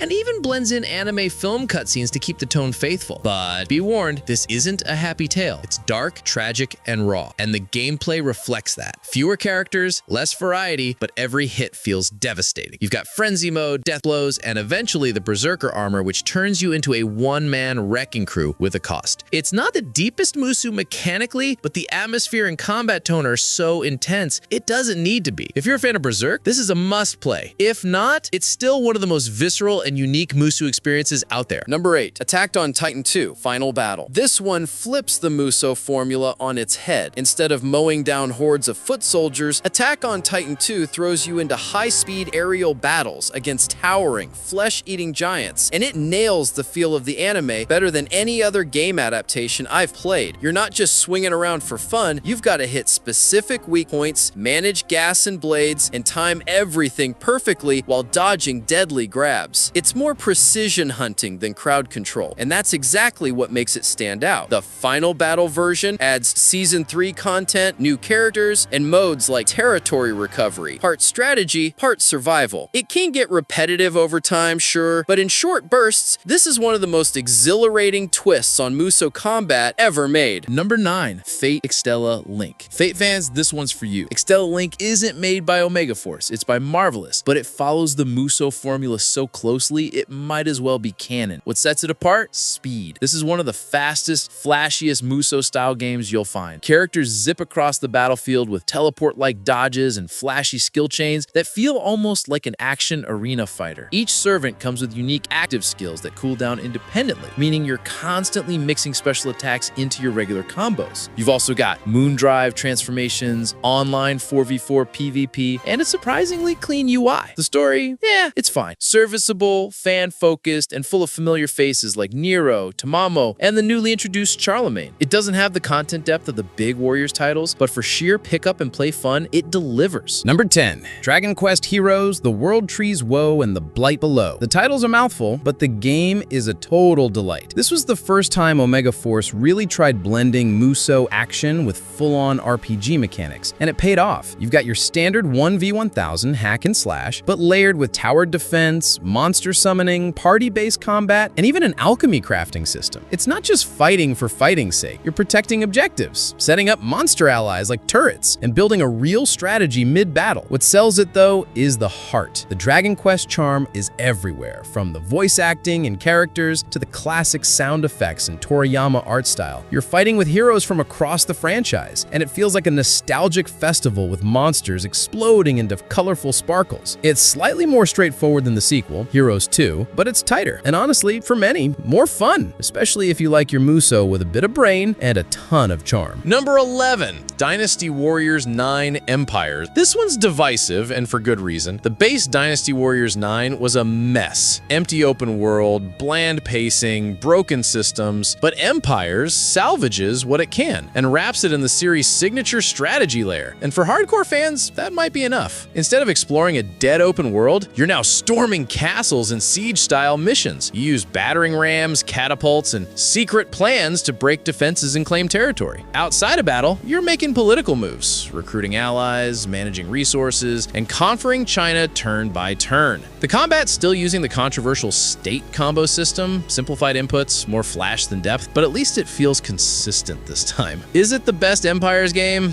Not even close. But it's the only way to experience Dynasty Warriors 9's combat in a structure that actually works. For longtime Warriors fans who want to play General and Warlord at once, this scratches a very specific itch. Number 12, Warriors All-Stars. This one is weird, and that's exactly why it's here. Warriors All-Stars is Omega Force throwing all their IPs into a blender and saying, screw it, let's have fun. You've got Ryu Hayabusa from Ninja Gaiden, Honoka from Dead or Alive, William from Neo, Opona, yeah really, and even a literal talking fox mascot. It's not trying to make narrative sense, it's just a party brawler with some surprisingly solid mechanics underneath. The game lets you build your own dream team and upgrade them using a friendship system that unlocks support abilities and tag combos. Each mission affects the flow of a branching campaign, so you're not just button mashing through disconnected stages. There's a light layer of choice and consequence here too. Is it deep? Not really, but it's flashy, fast, and different. If you're burned out on historical drama and want something colorful, self-aware, and fun, this is the palate cleanser you didn't know you needed. Number 13, Arslan, The Warriors of Legend. Here's one most people missed. Arslan, The Warriors of Legend is based on the anime adaptation of the classic Persian-inspired fantasy series, and it brings a rare narrative focus to the Musou formula. What sets it apart is its cinematic flair. Every mission flows straight from the anime, with stylish transitions and in-engine storytelling that keeps the momentum going. You play as Prince Arslan and his companions as they fight to reclaim a fallen kingdom, and the combat supports that theme with large-scale cavalry charges, formation tactics, and gorgeous cel-shaded visuals. The core mechanics are tighter than you'd expect, with smooth animations and polished movesets across the small, curated cast. It's not the biggest game on this list, and it's certainly not the flashiest, but if you're into story-driven Musou titles, this is a hidden gem worth playing through once. Number 14, Bladestorm Nightmare. Okay, this one's a curveball. Bladestorm Nightmare is part Musou, part real-time strategy, and if you like commanding troops as much as smashing them, it's shockingly addicting. You're not just playing a hero, you're leading squads of archers, cavalry, sword infantry, and more. You capture bases, conquer zones, and issue orders mid-battle while still fighting alongside your units. Think of it like Dynasty Warriors meets Pikmin meets medieval France. The Nightmare mode throws the historical setting out the window and adds dragons, goblins, and zombie Joan of Arc. It's absurd, and it knows it. It won't be for everyone. The pace is slower and the systems are deeper, but if you've ever wanted your Musou with a layer of tactical control and a side of fantasy chaos, this is the one. Number 15, Samurai Warriors 5. We end with a reboot. One that looks gorgeous, but left fans split. Samurai Warriors 5 goes for a full reimagining, both in story and in style. The art direction leans hard into Japanese sumi-e brushwork, and it's stunning in motion. The campaign focuses on Nobunaga and Mitsuhide, telling a tighter, more personal story than previous entries. Combat-wise, it's smooth, flashy, and introduces ultimate skills, customizable abilities that lets you tweak your playstyle mid-battle. But here's the thing, the roster was gutted, from over 50 characters in SW4 down to 27, many of whom share weapons. For a franchise built on character variety, that's a big hit. Still, what's here is polished. If you're new to the series, it's a slick entry point. If you're a longtime fan, it's a mixed bag. Beautiful, fun, but clearly a stepping stone to something bigger. So there you have it, 15 of the best, most unique Musou games on PS4 and PS5. Not just Dynasty Warriors clones, but real standouts, each with its own twist, style, or legacy. Whether you're here for anime chaos, deep strategy, or just pure button-mashing catharsis, there's something on this list worth your time. Now, I want to hear from you. Which Musou game did we nail? Which one did we miss? Drop your favorite down in the comments. If you found something new to try, hit like, subscribe, and ring that bell. It helps way more than you think. And if you're still hungry for carnage, check out our next video, underrated Musou anime you probably never played. Thanks for watching. See you on the battlefield.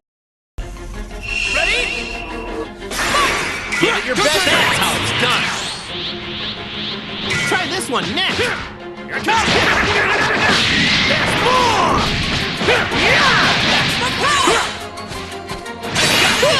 You really blew me away there. One more time. Man, you nailed it. How about this? Come on!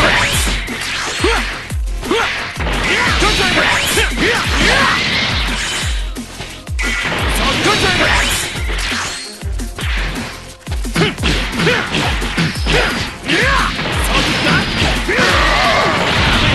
Over here! You're ready.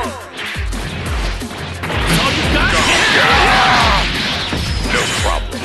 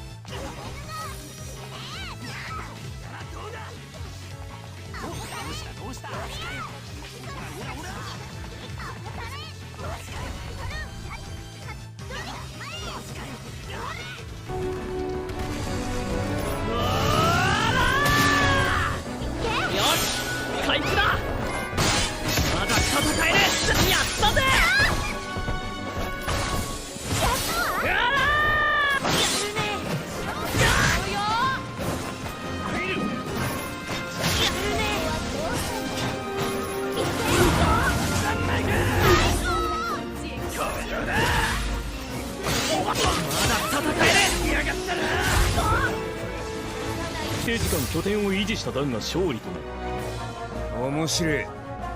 勝負だ。おお、ユナ、やる気すぎだろ。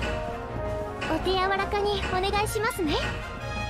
なんでこんなことに。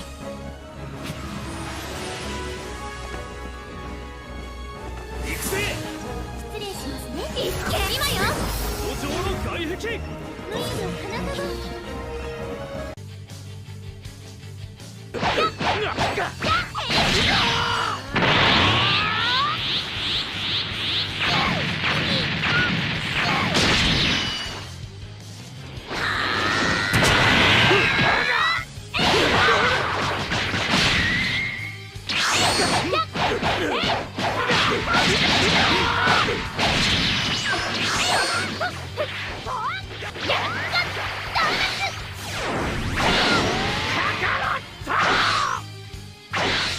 ってくるがいい。い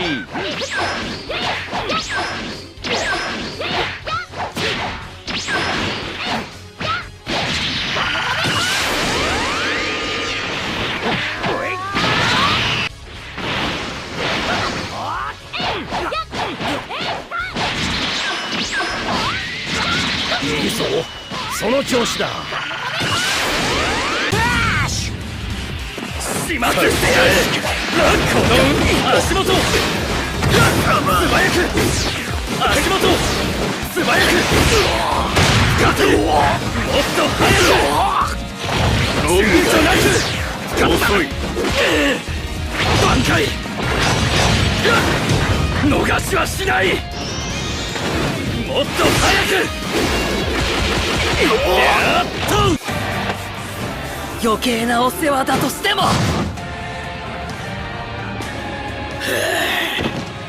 いい。レディークラッシュ。一気に懐に。この勢いで直接届け。さあ、いける。甘くないんだ。まだだ。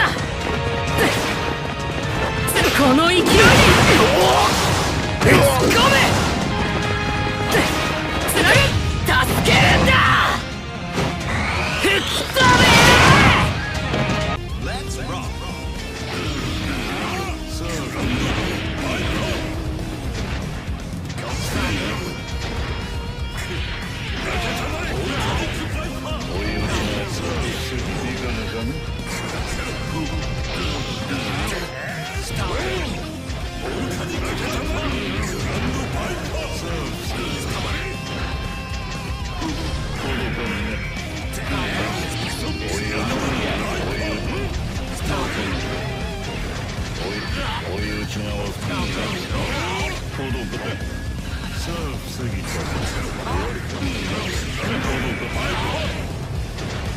い打ちが遅いツアー届かんね。生まれ変わった俺の実力を見せてやる。生まれ変わった。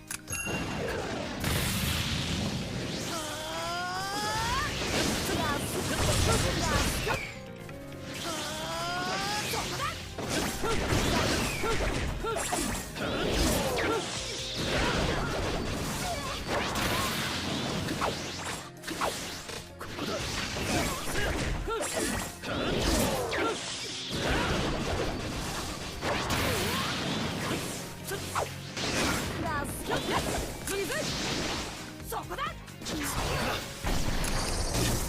ってやる。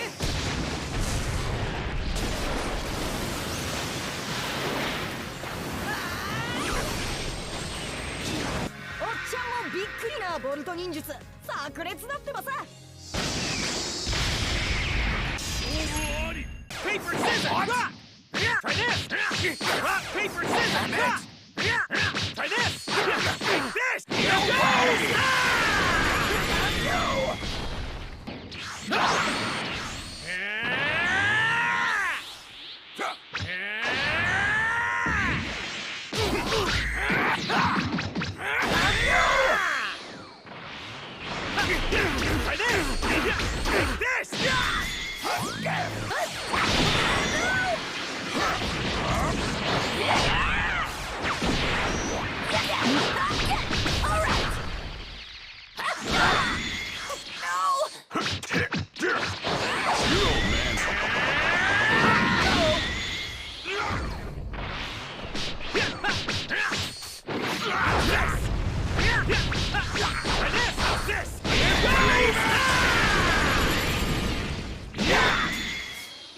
My power! 交換に従い参上した。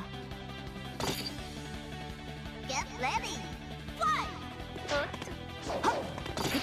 前へ。どうだ。どうだ。どうだ。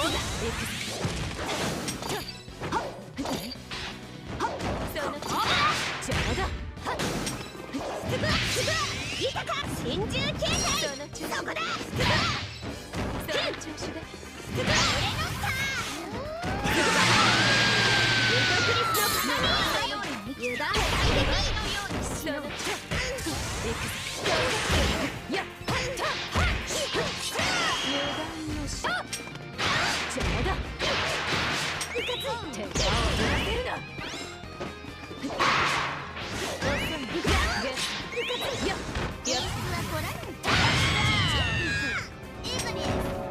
それ待ちなさい。何完全にイライラするわ。好きだ。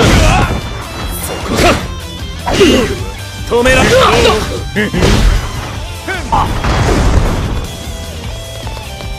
さて逃がさんぞ。なんじゃくな。調子に乗るんじゃないわ。潰すわよ。こちら無面ライダー。たった今到着した。コッパみじんよ。待ちなさい。あらや正義執行。音速のソニックが逃がさないわよ。連続普通のパンチ。はいとこ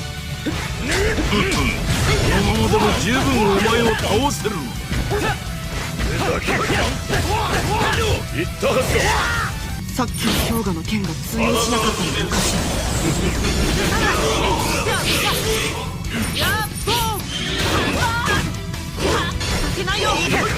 俺はあっさりと敗北を認めてくれる。それだけあれでバランス。せいやたかが俺の構えを解かせたぐらいで気になるなよ。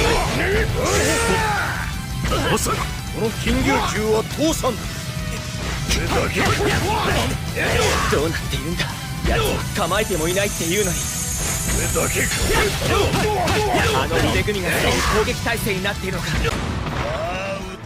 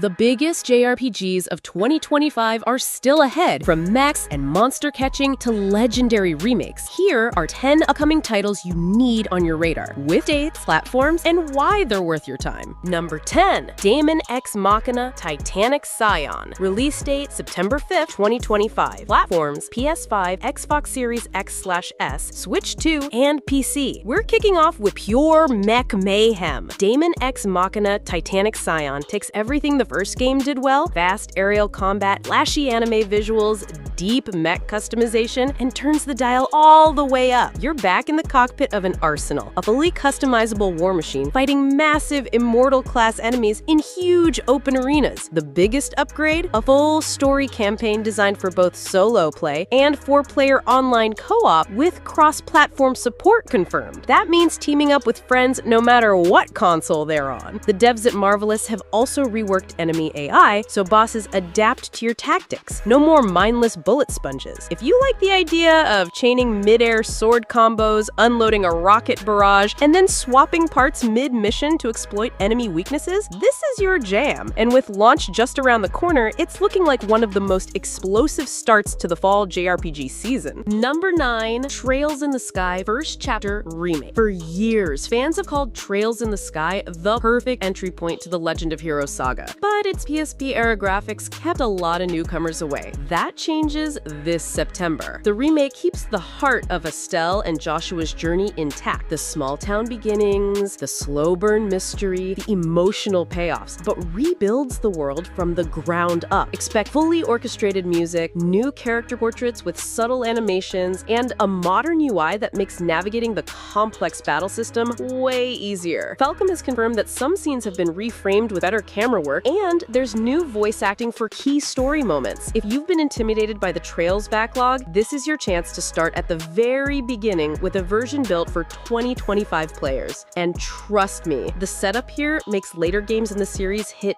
so much harder. 8080. Number 8, Final Fantasy Tactics: The Ivalice Chronicles. It's been over 2 decades since the original Final Fantasy Tactics changed how we think about RPG combat, and now it's back, rebuilt from the ground up. The Ivalice Chronicles isn't a remaster, it's a full remake with completely redone battlefields, dynamic lighting, and brand new animations for every unit and ability. Square Enix has also added optional difficulty settings, so new players can enjoy it without getting crushed, while veterans can still go for full challenge runs. If you've been waiting for a tactics game with the scope and style of triangle strategy, but the depth of classic FFT, this is it. Number 7, Digimon Digimon story, Time Stranger. This isn't your Saturday morning Digimon. Time Stranger takes the monster battling formula and injects a darker, time-hopping narrative where every decision can shift the timeline. You're jumping between past and future versions of the digital world, recruiting different Digimon depending on the era, and some of them might not survive the story's events. Combat sticks to the series' turn-based roots, but adds new synergy attacks where partner Digimon can combine moves for cinematic finishers. Bandai Namco has also pushed for a bigger budget feel, sharper character models, full 3D environments, and the most voice acting in the series to date. For longtime fans, this is shaping up to be the boldest mainline Digimon story yet. For newcomers, it's a self-contained plot, no prior series knowledge needed. Number 6. Dragon Quest 1 and 2 HD 2D Remake.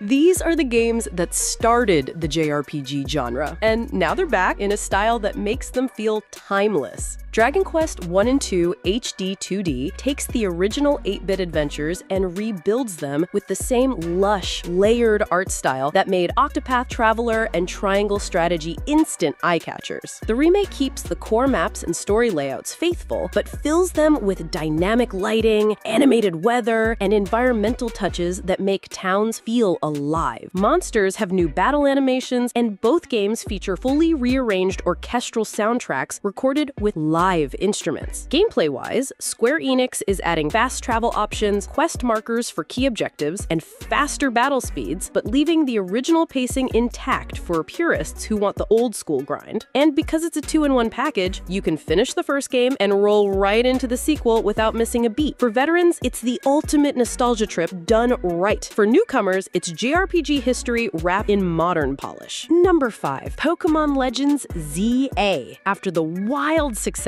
of Pokemon Legends Arceus, Game Freak is doubling down, but this time the adventure unfolds in the heart of the city. ZA takes us back to Illumio City in the Kalos region, turning its iconic streets and skyscrapers into an open-world playground. Exploration goes vertical, with hidden rooftop gardens, underground service tunnels, and alleys that hide rare Pokemon encounters. Mega evolutions are back in a big way, both in battle and as part of the story's central mystery. Game Freak says NPC interactions will be deeper this time. Shopkeepers, gym leaders, and even random citizens may have side quests that alter parts of the city itself. And the pacing is built around environmental storytelling. As you complete certain objectives, areas of the city visibly change, hinting at a living ecosystem rather than static set pieces. And, like Arceus, you'll be able to engage or evade Pokemon in the wild without being locked into random encounters. For longtime fans, it's a fresh spin on one of the series' most stylish settings. For newcomers, it's a low-barrier entry point with modern open-world sensibilities. Quick break. If you're enjoying the list so far and want to see more JRPG deep dives and launch day reviews, hit the like button and subscribe. It really helps the channel, and it makes sure you don't miss the rest of the countdown. Number 4. Octopath Traveler 0. Square Enix is going back to the start, literally, with a prequel to one of its most successful new IPs. Octopath Traveler 0 tells a new set of stories in the same world, but puts you in charge of creating your own protagonist. You'll choose their origin city, starting class, and even their moral alignment, which shapes not only dialogue options, but also which paths you can take. The battle system still revolves around breaking enemy shields and boosting your attacks, but new combo mechanics allow party members to chain skills for devastating finishers. Some jobs now have branching skill trees, letting you customize a class toward offense, defense, or support roles more than before. The HD 2D visuals are sharper than ever, with richer particle effects during combat and more cinematic cutscenes that use dynamic camera angles. Square Enix has also promised more integration between the character stories, so it won't feel like 8 separate tales stitched together. Expect overlapping plot lines and group moments that make the party feel truly connected. If you loved the first 2 games, this is the logical next step. And if you've never touched the series, this is a perfect entry point with no homework required. Number 3.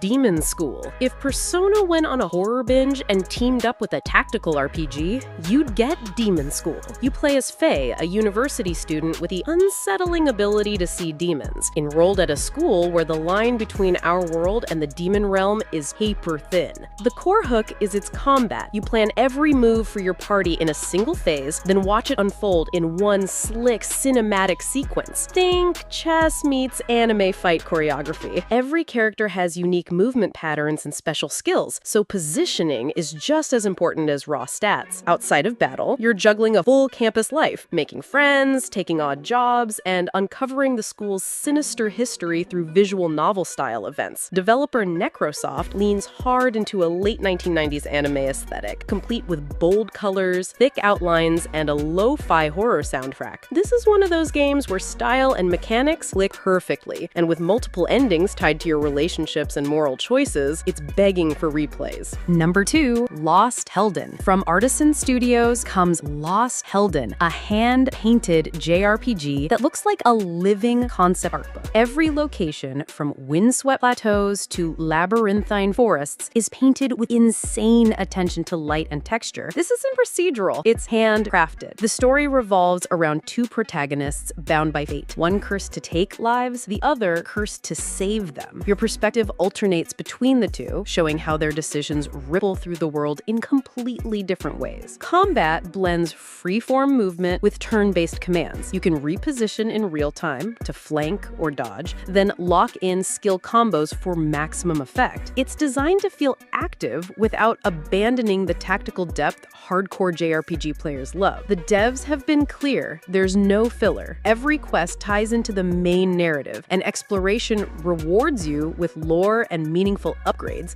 not just busy work. If you're tired of bloated checklists, this could be the lean, story-rich experience you've been craving. Here's a game to come out next year, but Monster Hunter Stories 3 Twisted Reflection is already shaping up to be worth the early hype. Capcom is pushing the turn-based formula further than ever before, with a larger, interconnected world you can explore on the back of your Monstie without loading screens. The Twisted Reflection subtitle hints at a darker plot than the first two games, with multiple branching routes based on the alliances you form. Your bond with each monster isn't just a stat boost. It unlocks unique traversal skills, combat perks, and even story events. Battles feel more dynamic thanks to improved AI. Monsters will now react to your patterns and even fake you out, forcing you to read their tells before committing to an action. Capcom's also expanding the kinship attack system with new multi-monstie combos that fill the screen with particle effects. For Monster Hunter veterans, it's a refreshing way to engage with the series world without the twitch reflex combat. For RPG fans, it's a deep, party-based adventure that might just become the next genre's crossover hit. And that's the lineup. 2025 is absolutely stacked for JRPG fans, with 2026 already shaping up to be just as wild. From legendary remakes like Final Fantasy Tactics and Dragon Quest to bold new worlds like Lost Helden, there's something here for every type of RPG player. Which one's your day one pick? Drop it in the comments. I read every single one. And if you want deep dives, spoiler-free reviews, and launch day breakdowns the moment these games drop, hit that subscribe button and turn on notifications. The golden age of JRPGs is here. Let's make sure you don't miss a second of it. Love JRPGs but hate the 100-hour grind? These 10 games prove you can still get epic stories, great combat, and unforgettable moments without losing weeks of your life. Let's dive in. Number 10, Paper Mario. At number 10, we're starting with one of the most beloved Nintendo RPGs ever. Paper Mario, released on the Nintendo 64 back in 2000, this game reinvented what a JRPG could be by mixing humor, accessibility, and clever design into a tight 23-hour adventure. Here's why it respects your time. Unlike many RPGs that drag out their stories, Paper Mario is built around a chapter-based structure. Each chapter drops you into a brand new environment, like a haunted forest, a desert town, or even inside a giant whale, and introduces a new party member. These companions aren't just filler, they each bring unique abilities in and out of combat, keeping the gameplay loop fresh. The battle system strips away bloat, but still gives you depth. Instead of huge stat menus, you get a badge customization system that lets you shape Mario's playstyle. Do you want to make him a heavy hitter or focus on quirky support moves? The choices matter, but they're never overwhelming. On top of that, the action command system keeps you engaged by letting you deal more damage or block attacks through precise button timing. And then there's the writing. Witty, self-aware, and full of charm. Paper Mario doesn't waste your time with endless exposition. It's lighthearted, funny, and to the point. At around 23 hours, it feels like a complete adventure without overstaying its welcome. Even today, it's one of the easiest JRPGs to pick up and enjoy, whether on the original N64 or through Nintendo Switch Online. It's proof that a JRPG can be both breezy and memorable, even without a massive runtime. Coming in at number 9 is Live Alive, one of Square Enix's most inventive JRPGs, and one that finally got its due thanks to the 2022 HD 2D remake. This game is basically an anthology RPG, something almost unheard of in the genre. Instead of a single long narrative, it's split into 7 different stories, each set in a completely different era of human history. You've got a prehistoric chapter with no spoken dialogue, a Wild West shootout in feudal Japan, a ninja stealth mission, a near-future sci-fi tale, and more. Each scenario only lasts about 1 to 3 hours, meaning you're constantly experiencing new mechanics, new characters, and new settings without ever feeling bogged down. What makes Live Alive brilliant is how it balances variety with cohesion. On the surface, these stories feel disconnected, but by the end, everything ties together in an unforgettable finale that feels way bigger than the sum of its parts. It's a rare RPG that keeps surprising you right until the credits roll. The remake not only modernized the visuals with that gorgeous HD 2D art style, but also improved the soundtrack and quality of life features, making it one of the best ways to experience a short but epic JRPG today. At roughly 20 hours, Live Alive offers the variety of 7 different games in the time it normally takes to finish just one. It's efficient, creative, and perfectly built for players who don't want to sink months into a single RPG. At number 8 is a game that set the gold standard for pacing in JRPGs, Chrono Trigger. Released on the Super Nintendo in 1995, it's often hailed as one of the greatest games ever made, and a big reason is how tightly it's designed. Most RPGs of that era demanded 50+ hours, but Chrono Trigger manages to tell a sweeping time travel story in just 16 to 20 hours for a standard playthrough. There's virtually no padding. Every dungeon, every boss, every line of dialogue pushes the story forward. And what a story it is! Chrono and his friends journey through prehistoric times, medieval kingdoms, a ruined post-apocalypse, and even the end of time itself. Every era is distinct, yet they all connect into an unforgettable narrative about saving the future. The battle system also respects your time. There are no random encounters, you see enemies on the map, and the active time battle system blends classic turn-based strategy with real-time urgency. Add in the dual tech and triple tech abilities, where characters combine powers for unique attacks, and combat stays exciting without ever dragging on.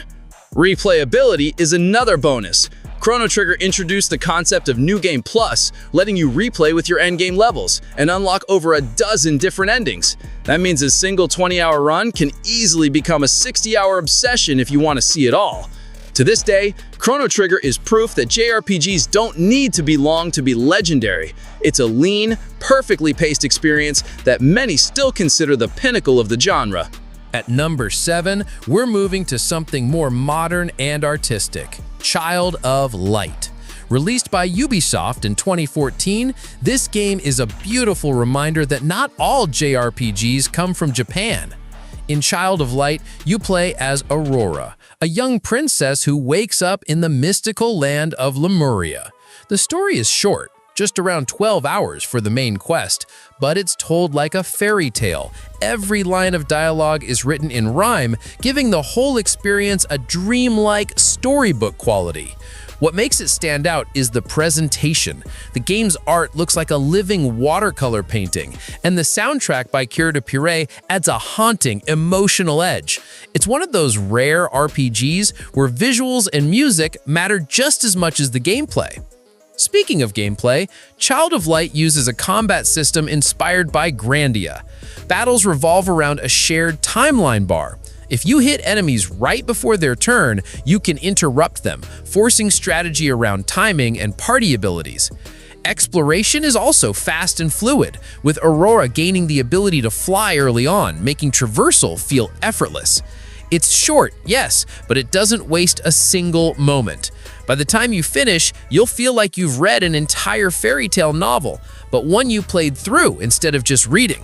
For players short on time but craving something artistic and heartfelt, Child of Light is a perfect pick. Number 6 brings us a true classic, Super Mario RPG Legend of the Seven Stars. Released in 1996 as a collaboration between Nintendo and Square, this game blended Mario's lighthearted charm with Square's RPG expertise, creating one of the most accessible and fun JRPGs ever made. What makes it perfect for this list is the pacing. The main story runs about 12 hours, with a little extra if you chase hidden bosses like Kulex. That's enough time to deliver a full adventure, saving the Mushroom Kingdom from the Smithy Gang without the usual JRPG bloat. The combat system is simple but engaging. Instead of endless menu scrolling, you use timed button presses to boost attacks and block damage, keeping battles interactive. It's easy for newcomers to learn, but still satisfying for veterans. The cast is another highlight. You don't just team up with Peach and Bowser, you also get original characters like Mallow the Cloud Prince and Geno, a puppet possessed by a Star Warrior. For many fans, Geno remains one of the most requested Nintendo characters ever. With its mix of humor, platforming, and fast-paced RPG battles, Super Mario RPG is often called a starter JRPG. And thanks to the 2023 Switch remake, it's more accessible than ever, with modern visuals and quality-of-life tweaks. At just a dozen hours, it's a must-play for anyone who wants a complete RPG experience without the grind. Quick pause. If you're enjoying this list of short but epic JRPGs, make sure to hit that like button so more RPG fans can discover it. And if you've got your own favorite short JRPG that deserves a shout-out, drop it in the comments. I might feature it in a future video. All right, let's jump back in. At number 5, we've got Is Origin, a prequel to the long-running Is series. Released in 2006 for PC and later on modern consoles, this is a fast-paced action RPG that proves short games can be incredibly replayable. The setup is simple but effective. You're climbing the massive Dharm Tower, battling demons floor by floor. But here's the hook. You can choose between 3 different characters, each with their own fighting style and perspective on the story. Unica fights with melee weapons, Hugo uses long-range magic, and a third, unlockable character changes the experience even further. Each playthrough lasts about 10 to 12 hours, which sounds short, but multiplied across 3 characters, you're looking at 30+ hours if you want the full picture. The pacing is tight, no wandering world map, no grinding, just pure action, with boss battles that demand skill and quick reflexes. The combat is where Is Origin shines. Unlike traditional turn-based JRPGs, this is hack-and-slash gameplay, with flashy special attacks, fast movement, and tight controls that make every encounter feel rewarding. It's closer to an arcade experience, but wrapped inside a full RPG structure with leveling, equipment, and progression. For players who want something short but meaty, Is Origin offers the best of both worlds, a single-character story you can beat in a weekend, and replayability that rewards you if you want to dive deeper. It's lean, exciting, and still one of the most approachable entries in the Is franchise. At number 4, we've got Cosmic Star Heroine, a modern indie gem that feels like a love letter to classic JRPGs. Released in 2017 by Z-Boyd Games, this sci-fi adventure takes inspiration from legends like Chrono Trigger and Phantasy Star, but condenses the formula into a 10-12-hour experience that wastes no time. You play as Alyssa LaSalle, a top agent for the government who quickly finds herself on the run after uncovering a massive conspiracy. The game blends spy thriller storytelling with futuristic settings, giving it a unique identity compared to the usual fantasy-heavy JRPG lineup. Combat is where Cosmic Star Heroine really respects your time. There's no grinding, no random encounters. Instead, battles are designed to be tactical puzzles. You juggle abilities that recharge in specific ways, making every fight about resource management and strategy rather than button mashing. It's a streamlined system that keeps things engaging from start to finish. The pacing is laser-focused. In just over 10 hours, you'll recruit 11 playable characters, visit multiple planets, and experience a story with twists that would normally take a 40-hour RPG to tell. The soundtrack, composed in retro synth style, further channels that 16-bit JRPG nostalgia while keeping it fresh. If you want a short RPG that feels like the best parts of the SNES era, just trimmed of all the filler, Cosmic Star Heroine deserves a place on your must-play list. Sliding into number 3, we've got Parasite Eve, a fascinating hybrid of survival horror and JRPG from Square, released on the PlayStation in 1998. Unlike most RPGs of its time, this one was designed to be short, cinematic, and highly replayable, perfect for players who don't want a 60-hour grind. The story follows Aya Brea, a New York police officer caught in a bizarre outbreak where people spontaneously combust thanks to mutating mitochondria. Set across 6 days in Manhattan, the game blends horror tension with RPG mechanics in a way that still feels unique. Combat is real-time with a twist. You can move Aya around the battlefield to dodge attacks, but when you're ready to strike, time freezes while you choose abilities from a command menu. It's a clever mix of survival horror intensity and JRPG strategy. The beauty of Parasite Eve is its pacing. The main story could be completed in about 9 to 10 hours, but there's replay value thanks to unlockables and the infamous Chrysler Building dungeon, which adds dozens of extra floors for hardcore players. What makes it stand out on this list is how cinematic it feels. With pre-rendered cutscenes, mature storytelling, and a dark atmosphere, Parasite Eve plays less like a grindy RPG and more like a playable movie. It's lean, impactful, and one of the boldest experiments Square ever pulled off. At number 2, we're going all the way back to the beginning, Dragon Quest I. Released on the NES in 1986, this is the game that defined the entire JRPG genre. And the best part? It's short. A full playthrough only takes about 8 to 10 hours, making it a bite-sized piece of history. The story is as classic as it gets. A lone hero sets out to rescue Princess Laura and defeat the Dragon Lord threatening the kingdom of Alefgard. It's a simple hero's journey, but its influence can't be overstated. Random encounters, leveling up, and turn-based battles all became genre staples thanks to this game. What makes Dragon Quest I worth revisiting today is its purity. There's no filler, no branching paths, no complex mechanics. It's just you, your sword, and the gradual growth of your character as you take down tougher and tougher monsters.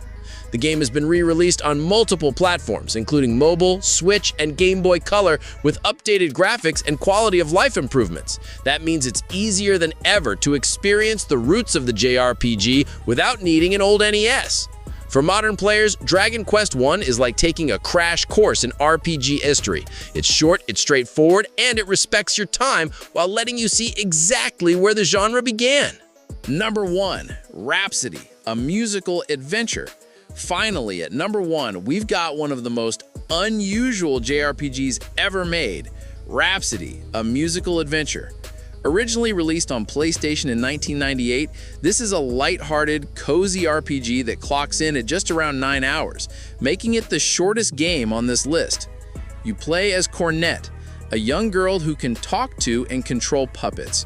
When her prince is turned to stone, she sets out to save him, joined by her puppet companions in battles that mix tactical RPG elements with charming simplicity. What really sets Rhapsody apart is its presentation. True to its name, it features actual musical numbers. Yes, full-on songs sung by the characters, something rarely seen in RPGs. The game leans heavily into a fairy tale atmosphere, almost like a JRPG meets Disney. It's not the most challenging or deep RPG, but that's the point. Rhapsody respects your time by being short, sweet, and memorable. It's a perfect palate cleanser if you've just come off a massive 80-hour epic and need something lighter. Today, you don't need to hunt down a PlayStation copy either. It's available on PC and Switch as part of Rhapsody Marl Kingdom Remaster. For anyone curious about quirky, cozy RPGs that you can finish in a weekend, Rhapsody is a hidden gem worth checking out. And that's our list. 10 JRPGs that respect your time while still delivering unforgettable adventures. These games prove you don't need a 100-hour grind to get great characters, stories, and battles. You just need smart design and heart. Now, I want to hear from you. Which of these short JRPGs have you played? And which one are you adding to your backlog next? Or maybe I missed your favorite time-friendly RPG. Let me know down in the comments. If you found this list helpful, don't forget to hit like, subscribe, and ring that bell for more JRPG recommendations and hidden gems. Thanks for watching, and I'll see you in the next one. Some of the best JRPGs ever made? You've never played them because they never got an English release. From dragon-raising tactics to emotional stories Nintendo still won't touch, these are the masterpieces trapped in Japan. Let's open the vault. Number 1. Bahamut Lagoon. If you've ever wanted a tactical RPG where you command not just soldiers, but living fire-breathing dragons, Bahamut Lagoon is the game you never got to play. Released in 1996 for the Super Famicom, this was Square firing on all cylinders during its golden age. The premise was simple yet brilliant. You control squads of characters alongside customizable dragons, each of which responds to how you feed and train them. Dragons could breathe fire across the battlefield, freeze rivers, burn forests, and literally reshape the map mid-battle. The result was a strategy RPG that felt alive, chaotic, and cinematic, years ahead of its time. So why didn't we get it? Timing. By the time Bahamut Lagoon launched, the SNES was dying in the West, and Square had already shifted resources to the PlayStation. Localizing a massive text-heavy RPG for a console about to be retired just didn't make financial sense. Still, the tragedy is clear. Bahamut Lagoon wasn't just a late SNES experiment, it was one of the most ambitious tactical RPGs ever made. To this day, it's locked in Japan, playable only thanks to passionate fan translators who refuse to let it be forgotten. Number 2. Shining Force 3, Scenarios 2 and 3. Imagine reading a trilogy of novels, but only getting the first book in English. That's exactly what happened with Shining Force 3. Western players only got Scenario 1, while Scenarios 2 and 3, the ones that completed the epic story, stayed locked in Japan. What makes this especially painful is how interconnected the narrative was. Each scenario followed different protagonists with overlapping battles and political intrigue that tied everything together. Without the final 2 parts, Western players were left hanging in the middle of one of Sega's most ambitious stories. So, why the cutoff? The Sega Saturn was already on life support in the West, and Sega was shifting full focus to the Dreamcast. With the Saturn considered commercially dead outside Japan, localizing 2 massive tactical RPGs was deemed a waste of money.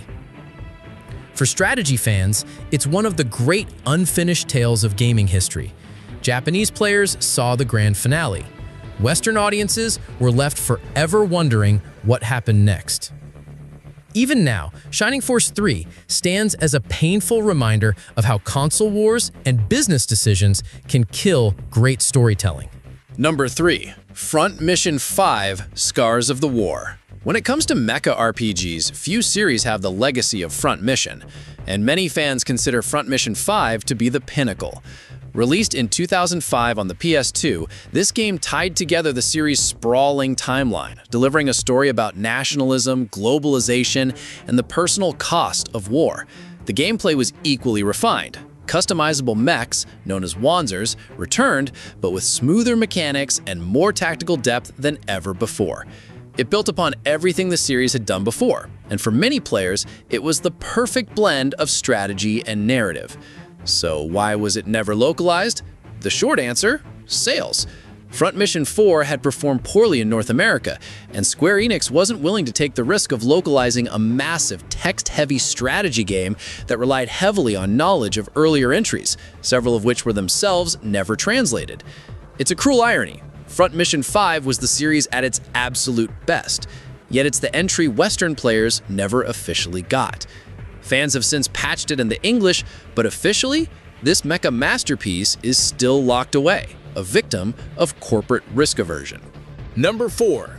Treasure of the Rudras. Treasure of the Rudras was Square's final RPG on the Super Famicom, and it went out with a bang. Released in 1996, this hidden gem pushed the limits of both storytelling and gameplay with a premise unlike anything else. The world has just 15 days left before humanity's destruction, and you play through 4 different intertwined storylines leading up to that apocalypse. But what really set Rudras apart was its magic system. Instead of learning spells in the usual way, you literally created them by combining syllables to form incantations. Players discovered thousands of possible combinations, experimenting to invent unique attacks or buffs.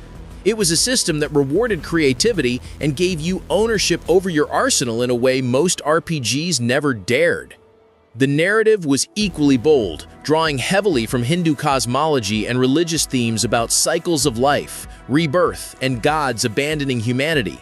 For 1996, this was as experimental and philosophical as JRPGs came.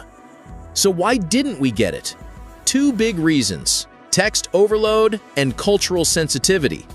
The amount of script was massive, making localization a serious challenge, and Western publishers at the time were terrified of offending audiences with overt religious references. So, like many of Square's most innovative games, it stayed in Japan. Today, Treasure of the Rudras is remembered as one of the most ambitious SNES RPGs ever made. But unless you dive into a fan translation, it's still locked away as a what could have been masterpiece. Number 5. Sigma Harmonix. Released in 2008, Sigma Harmonix is one of the strangest and most fascinating RPGs Square Enix ever made. On the surface, it's a murder mystery set across multiple timelines, but in practice, it's a hybrid of visual novel-style deduction, JRPG battles, and music-driven mechanics. You play as Sigma Kuragami and his partner Neon, traveling through alternate histories to solve murders that ripple across time. The twist? Your deductions literally shape how hard the game becomes. If you accuse the wrong suspect or make flawed logic leaps, the next boss fights get tougher, punishing you for sloppy detective work. Combat itself was just as unusual. Instead of traditional attacks, Sigma Harmonix used a card-based system influenced by the soundtrack. Different pieces of background music determined how quickly your cards recharged, meaning the music itself became part of your strategy. With a haunting score composed by Masashi Hamauza, who also worked on Final Fantasy XIII, the audio wasn't just atmosphere, it was gameplay. So why didn't this gem make it west? Square Enix saw it as too niche, too text-heavy, and too culturally specific for the DS's international audience. Ironically, that same uniqueness is why it's remembered as one of the most ambitious experiments the company ever attempted on handhelds. For fans of time travel stories and experimental RPG mechanics, Sigma Harmonix is an unlocalized treasure that still feels ahead of its time. Number 6. Princess Crown. Before Odin's Sphere, a Dragon's Crown, there was Princess Crown, directed by George Kamitani, who would later found Vanillaware. This 1997 Sega Saturn title laid the foundation for everything that studio would become famous for. The game was a side-scrolling action RPG with gorgeous hand-drawn visuals that looked more like an animated film than a video game. You played as Princess Gradriel, a young warrior queen determined to protect her kingdom. Combat was real-time and fast, inspired by fighting games like Street Fighter, but layered with RPG mechanics like stamina management, item usage, and leveling. On top of that, Princess Crown was packed with side stories where you played as other characters, giving the world more depth and variety. It wasn't just a pretty game, it was ambitious in how it told its story across multiple perspectives. So why was it never localized? The Saturn's disastrous performance in the West sealed its fate. By 1997, publishers saw little point in investing in costly translations for a system already considered dead outside Japan. Still, Princess Crown remains a crucial missing link in RPG history. Without it, Vanillaware's later masterpieces wouldn't exist, and fans outside Japan missed out on one of the most beautiful 2D RPGs of the 90s. Number 7. Tales of Rebirth. The Tales franchise has always been a fan favorite in the West, but one of its strongest entries, Tales of Rebirth, never left Japan. It was released in 2004 on PlayStation 2 and introduced the 3-line linear motion battle system, which split the battlefield into 3 planes. This added a new layer of tactical depth, forcing you to manage positioning and line switching during combat. But gameplay wasn't the only standout. The story tackled unusually mature themes for a Tales game. It centered around racial prejudice and coexistence, with its hero, Vague Lundberg, trying to rescue his kidnapped friend while uncovering a larger conflict between humans and a race called the Huma. It wasn't just a cheerful adventure. It was a narrative about oppression, fear, and the struggle for unity. In Japan, Tales of Rebirth sold over 600,000 copies and earned praise for its darker storytelling and polished mechanics. Yet Namco never brought it west. Why? Market timing. Localizing a massive PS2 RPG in 2004, when the series still had limited traction outside Japan, was considered too risky. It's one of the great what-ifs of the Tales series. Fans got weaker spin-offs localized, while one of its strongest core entries never saw daylight outside Japan. Number 8. Valkyria Chronicles 3. If you ask hardcore fans of Valkyria Chronicles which entry is the best, many will point to Valkyria Chronicles 3. Released exclusively for the PSP in 2011, this installment refined everything from the first 2 games: tactical movement, real-time shooting, and squad management, while telling its darkest story yet. Instead of heroic main characters, you followed the Nameless, a penal military unit made up of deserters, criminals, and outcasts forced to take on the most dangerous Black Ops missions of the Second European War. It was a mature, morally great tale about sacrifice, redemption, and fighting in the shadows. The gameplay also hit its peak here. Missions had more variety, the balance between strategy and action was tighter, and the character customization was deeper than ever. In Japan, critics widely praised it as the franchise's best entry. So why didn't we get it? Sega had all but abandoned the PSP in the West after poor sales of Valkyria Chronicles 2. They assumed there was no market for a text-heavy strategy RPG on a dying handheld. The result? Western fans never got the game that perfected the Valkyria formula. Even now, Valkyria Chronicles 3 is considered the best entry we never got to play. By the way, if you're enjoying this trip through forgotten JRPG history, hit that like button so more fans can discover it too. And if you're new here, subscribe for more deep dives into RPGs you might have missed. Alright, back to the list, because the next game, you'll wonder how it never got localized. Number 9. Summon Night. When people think of Summon Night in the West, they usually remember the Swordcraft story spin-offs on Game Boy Advance. Fun little action RPGs, sure, but they weren't the main event. The true core of the franchise was the tactical RPG mainline series on PS1 and PS2. And here's the kicker: none of those ever got localized. The main entries delivered grid-based tactical combat, branching storylines, and a massive cast of characters you could summon, befriend, or recruit. Think of it as a mix between Fire Emblem and Final Fantasy Tactics, but with its own identity and flair. Each game had a deep narrative, often involving parallel worlds, magical creatures, and wars that forced unlikely heroes into impossible choices. So why skip them? Bandai, and later Namco Bandai, decided to localize only the smaller spin-offs, believing the complex, text-heavy tactical RPGs wouldn't sell well in the West. Ironically, tactical RPGs were gaining momentum here thanks to games like Disgaea and Advance Wars. To this day, it's baffling. Fans got the side dishes, but never the main course. And that leaves Summon Night as one of the most frustrating examples of a series that deserved international recognition, but never got its chance. Number 10. Terranigma. If there's one game that symbolizes how cruel localization decisions can be, it's Terranigma. Developed by Quintet, the same team behind Illusion of Gaia and Soul Blazer, this 1995 SNES action RPG was nothing short of extraordinary. You play as Ark, a mischievous boy who accidentally sets off a chain of events that requires him to resurrect the Earth itself. From raising continents out of the ocean, to restoring plant and animal life, to guiding the rise of human civilization, Terranigma isn't just a quest, it's the story of life, death, and rebirth on a cosmic scale. The gameplay blended real-time combat, puzzle solving, and light platforming, but what truly made Terranigma unforgettable was its philosophical narrative. It asked heavy questions about creation, destruction, and the meaning of progress.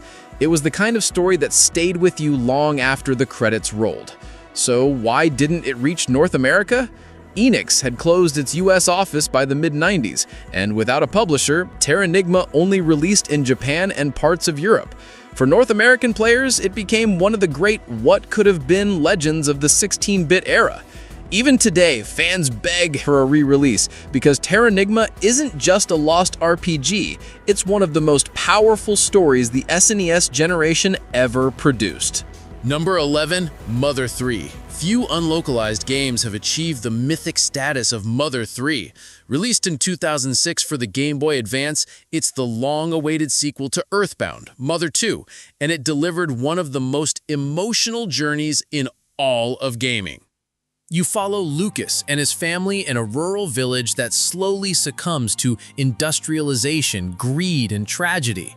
What starts as a quirky, funny RPG soon spirals into a heartbreaking exploration of loss, grief, and the destruction of innocence. Mother 3 is famous for scenes that left players in tears, moments that rival the most dramatic storytelling in the genre. So why didn't Nintendo bring it west? Theories abound. Its dark themes, its satire of capitalism, even its handling of sensitive topics like death and identity may have made Nintendo nervous about backlash. Whatever the reason, the decision turned Mother 3 into the most famous missing RPG in history. Fans eventually released a polished English translation in 2008, keeping the game alive internationally. But to this day, despite endless petitions and fan campaigns, Nintendo has never given Mother 3 an official release outside Japan. It remains the white whale of JRPG localization, a masterpiece everyone's heard of, but only the most determined fans have played. Number 12, Dragon Quest X. It's almost unbelievable. Every mainline Dragon Quest game has been localized, except Dragon Quest X. Released in 2012 for the Wii, this was Square Enix's bold leap into the MMORPG space. Imagine a full-fledged Dragon Quest adventure, but online, with players forming parties, exploring dungeons, and tackling massive story arcs together. Over time, DQX expanded across Wii U, 3DS, PC, and even Switch, becoming a cultural phenomenon in Japan. It wasn't just an MMO, it was still a story-driven RPG in the traditional Dragon Quest style, with Akira Toriyama's art and Koichi Sugiyama's iconic music intact. So why no localization?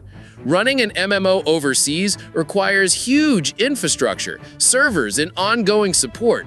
Square Enix didn't think the Western market would sustain a subscription-based Dragon Quest MMO, especially with Final Fantasy XIV already filling that niche.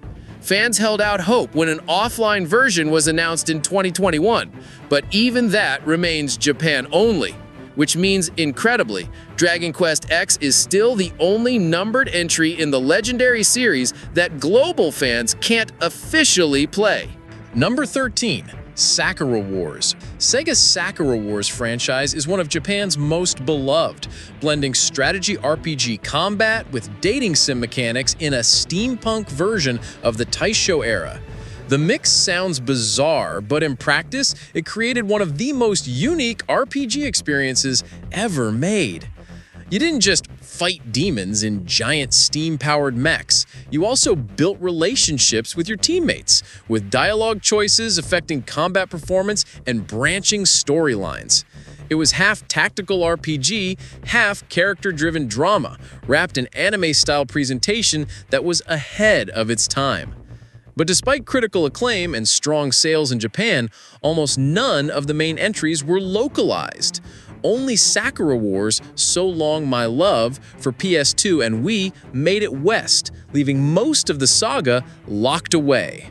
Sega worried the series' heavy reliance on Japanese cultural themes, extensive text, and hybrid gameplay wouldn't resonate outside Japan. The result? A cornerstone RPG franchise remained hidden for decades, and Western fans only got a tiny taste of what made Sakura Wars special. Number 14. Tales of Destiny 2. Here's where things get messy. In Japan, Tales of Destiny 2 was the true sequel to the PS1 original, set nearly 2 decades later and following Kyle, the son of Stan and Rudy.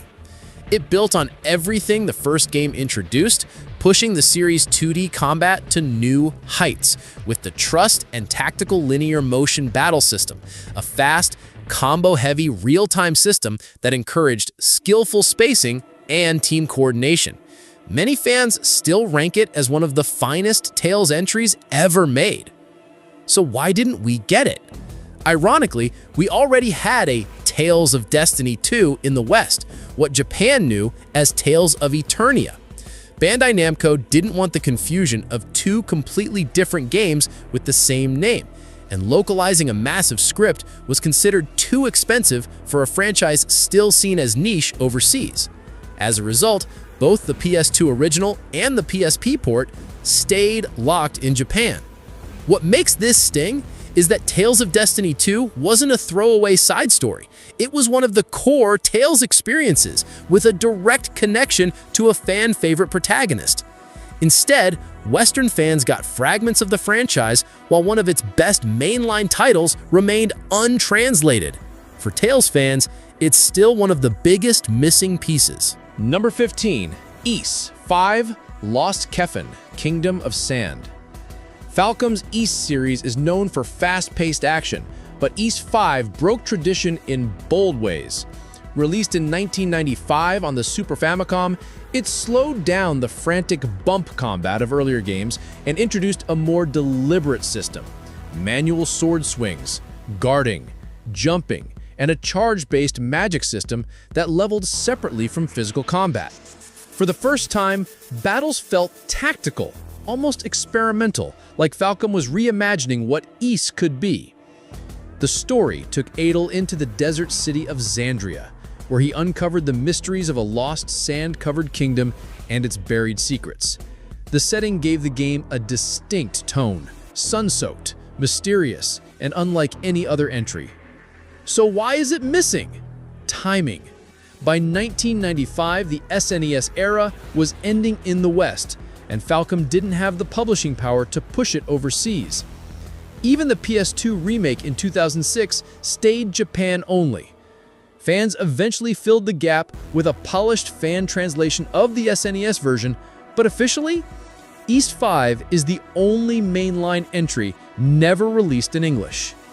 That makes it the black sheep of the series, not because it's bad, but because it's the one adventure most Ys fans have never had the chance to experience.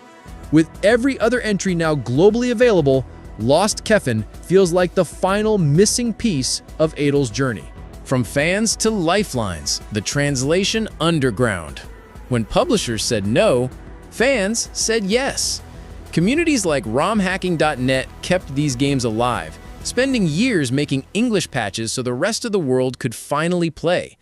Some of the biggest? Mother 3, Bahamut Lagoon, Tales of Fantasia, YS 5, Princess Crown, Treasure of the Rudras, and even Valkyria Chronicles 3. Without fans, we'd never have touched these games. But here's the thing, fan translations aren't the answer. They can't preserve games on modern platforms, they can't guarantee quality, and they don't give developers credit. What they do prove? The demand is real, players care, and now it's up to publishers to stop ignoring that. The good news? Things are changing. Square Enix finally localized Live A Live after almost 30 years. The front mission remakes are bringing once Japan-only entries worldwide. And games like Persona and 13 Sentinels prove that Western audiences want deep, story-heavy JRPGs. But there's still work to do. Dragon Quest X Offline? Still Japan only. Fans had to build their own mods just to play it. That shows the appetite is there. The only question is whether publishers like Bandai Namco and Falcom will finally answer it. So those are the JRPG masterpieces still trapped in Japan. Some rescued by fans, others still locked away. Which one do you want localized the most? Drop your pick in the comments.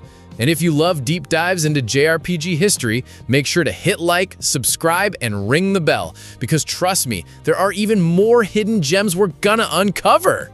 Tired of lazy anime cash grab games? These 15 titles actually go hard. From over-the-top arena brawlers to emotional JRPGs that'll ruin your sleep schedule. If you've ever wanted to play your favorite anime, this is the list. Let's jump in. Number 15, Bleach, Rebirth of Souls. Bleach is finally back in the game scene, and Rebirth of Souls might be its best shot yet. It's a 3D anime fighter with cinematic flair, slick swordplay, and a dark, stylized look that fits the 1000-year Blood War energy perfectly. The roster's still limited, and gameplay details are under wraps, but from what we've seen, it's aiming for impactful strikes, no button mash nonsense. And yes, you can go full Bankai. If this one sticks the landing, Bleach fans finally get the justice they've been waiting on since Brave Souls went mobile only. Number 14, Hunter x Hunter. Hunter x Hunter finally got a proper console game, and it's looking like pure anime chaos. Nanex Impact is a 3v3 tag fighter that mixes stylish supers, high-speed movement, and an arena brawler vibe that feels like Dragon Ball FighterZ crossed with My Hero. Gon, Killua, Hisoka, Kurapika, they all hit like actual Nen beasts. And the visuals? Sharp, colorful, full-on shonen energy. The roster's still growing, and balance needs tuning, but if you've ever wanted to throw hands with Nen abilities in a real fighter, this is the game we never thought we'd get. And somehow, it slaps. Number 13 is Naruto Shippuden Ultimate Ninja Storm 4 Road to Boruto. This one's a classic, and still holds up in 2025. Ultimate Ninja Storm 4 takes the final chapters of Naruto's journey and turns them into a playable anime movie. You've got over 100 characters, chakra dashes, wall running, cinematic jutsus, and team switching mid-battle. Every fight feels like it came straight out of Studio Pierrot, and the Road to Boruto expansion adds the next gen. Boruto, Sarada, Mitsuki, and a glimpse into the post-Shippuden world. The gameplay might be flashy over finesse, but as a fan experience, it's still undefeated. Number 12, Demon Slayer, The Hinokami Chronicles. If you've seen the anime, you know how good it looks. Hinokami Chronicles lets you play through it, and yes, it's just as stunning. This is a 1v1 arena fighter with insane visuals, faithful recreations of the show's biggest moments, and ultimate attacks that look straight out of Ufotable's animation reel. The story mode covers Season 1 and the Mugen Train arc, complete with QTE boss fights and tearjerker scenes that still hit hard. It's not the deepest fighter, but for Demon Slayer fans, it's a visual love letter with just enough gameplay spice to keep things hype. Loving the list so far? Smash that like button and sub for more anime picks every week, because next time we're diving into Switch exclusives that actually slap. Number 11, Code Vein. Imagine Dark Souls, but everyone's in a JRPG boy band and the plot is peak anime drama. That's Code Vein. You play as a revenant cursed with immortality and a thirst for blood, fighting through a ruined world full of monstrous horrors and tragic backstories. The combat is slow and weighty, but customizable. Tons of weapons, blood codes, and anime-styled gear to make your build your own. Plus, you've got an AI companion system that actually helps, so it makes this one of the more accessible Souls-likes out there. If you like your anime games dark, stylish, and brutally punishing, Code Vein has teeth. Number 10, One Piece Odyssey.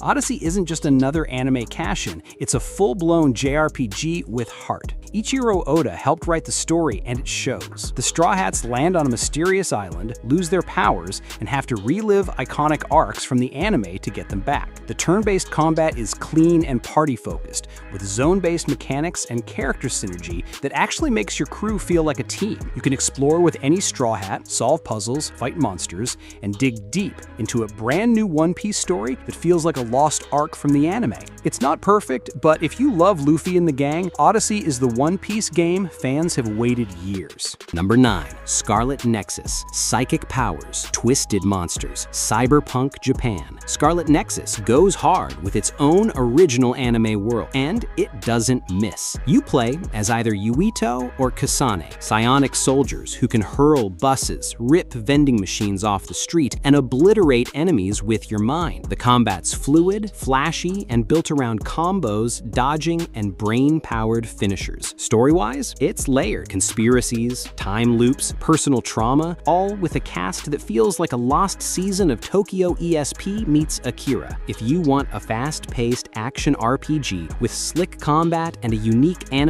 vibe, Scarlet Nexus deserves way more love than it got. Number 8, Ni no Kuni 2, Revenant Kingdom.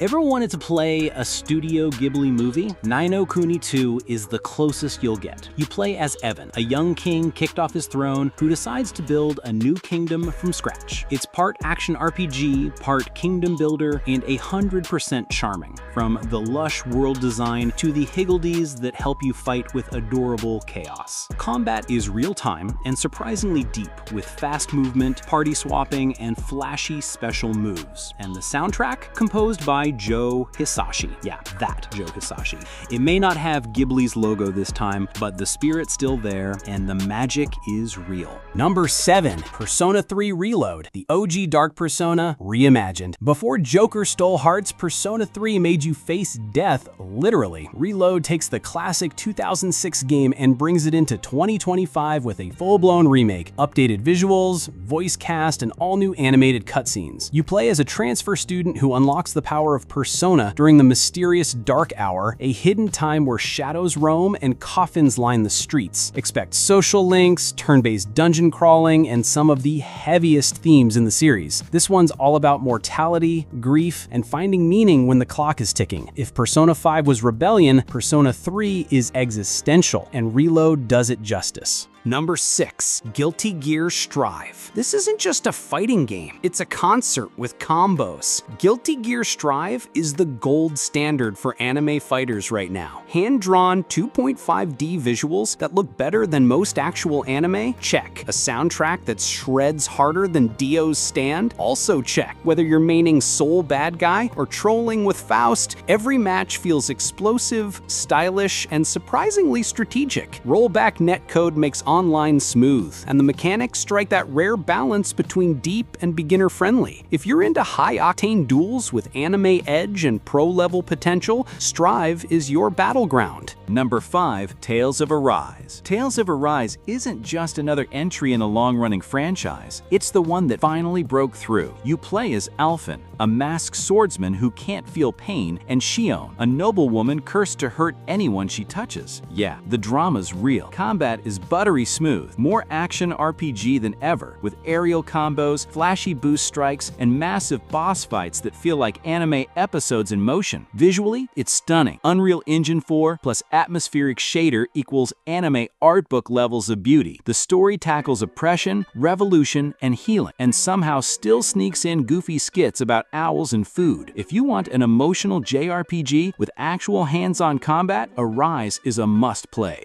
Number 4, Persona 5 Royal. This isn't just one of the best anime games on PS5, this is one of the best games, period. Persona 5 Royal takes everything that made the base game a modern classic and cranks it to 11. New characters, an extra semester, deeper dungeons, and refined mechanics. You're Joker, leader of the Phantom Thieves, stealing hearts in the metaverse while juggling exams, friendships, and part-time jobs. Combat's turn-based, but fast, strategic, and stylish as hell. The UI? Legendary. The music? Instant classics. The story? Surprisingly real. It's about rebellion, identity, and fighting against a broken system, with masks, personas, and all-out attacks. If you've never played a Persona game, start here. If you already have, Royal still gives you reasons to go back. Number 3, Attack on Titan 2 Final Battle. No anime game captures intensity like Attack on Titan 2 Final Battle. You're not just watching Titan fights, you're in them, zipping through the air with ODM gear, locking onto weak points, and slicing necks mid-flight. The movement system is buttery smooth, and once you master it, you'll be threading buildings and blitzing Titans like Levi on a mission. The Final Battle expansion adds content from seasons 3 and 4, plus a custom character story that slots right into the main timeline. There's even a first-person ODM mode. Yeah, it gets that immersive. Whether you're reenacting Aaron's rage or creating your own Survey Corps legend, this is the definitive AOT experience. Number 2, Fairy Tail 2. Fairy Tail Tale 2 is exactly what fans were hoping for. Bigger battles, deeper systems, and way more Natsu-powered chaos. It covers the Alvarez Empire arc, so yeah, we're talking Spriggan 12, god-tier fights, and peak anime power scaling. The turn-based combat now has way more synergy moves and tag team ultimates with flashy magic effects that scream final season hype. Outside of battles, you're managing your guild, building relationships, and running jobs that feel ripped straight out of Magnolia. It's still a bit niche, sure, but if you love anime RPGs and live for those squad-powered hype moments, Fairy Tail 2 is pure fan service in the best way. Number 1, Dragon Ball Z Kakarot. This isn't just the best anime game on PS5. It's a Dragon Ball Z dream come true. In Kakarot, you don't just fight, you live the entire saga. From Raditz to Boo. Every arc, every scream, every beam clash is here. You'll fly across massive open zones, train with Piccolo, hunt dinosaurs, eat with Gohan, and yes, punch Cell through a mountain. The RPG mechanics let you level up, unlock skills, and build relationships, while the cinematic battles hit like playable episodes of the anime. And the best part? You get to be Goku. Not just the fighter, but the dad, the rival, the legend. For DBZ fans, this isn't a game, it's a canon event. Whether you're here for heart-pounding battles or tear-jerker story arcs, the PS5 is basically an anime fan's paradise. From Goku's Legacy to Persona's Mind Games, these 15 titles prove anime games aren't just spin-offs, they're must-play experiences. So tell me, which one's your favorite? Or did I miss an underrated gem? Drop it in the comments. And if you're into anime-style JRPGs too, check out my PS5 JRPG ranking next. Trust me, there's some heat in that list.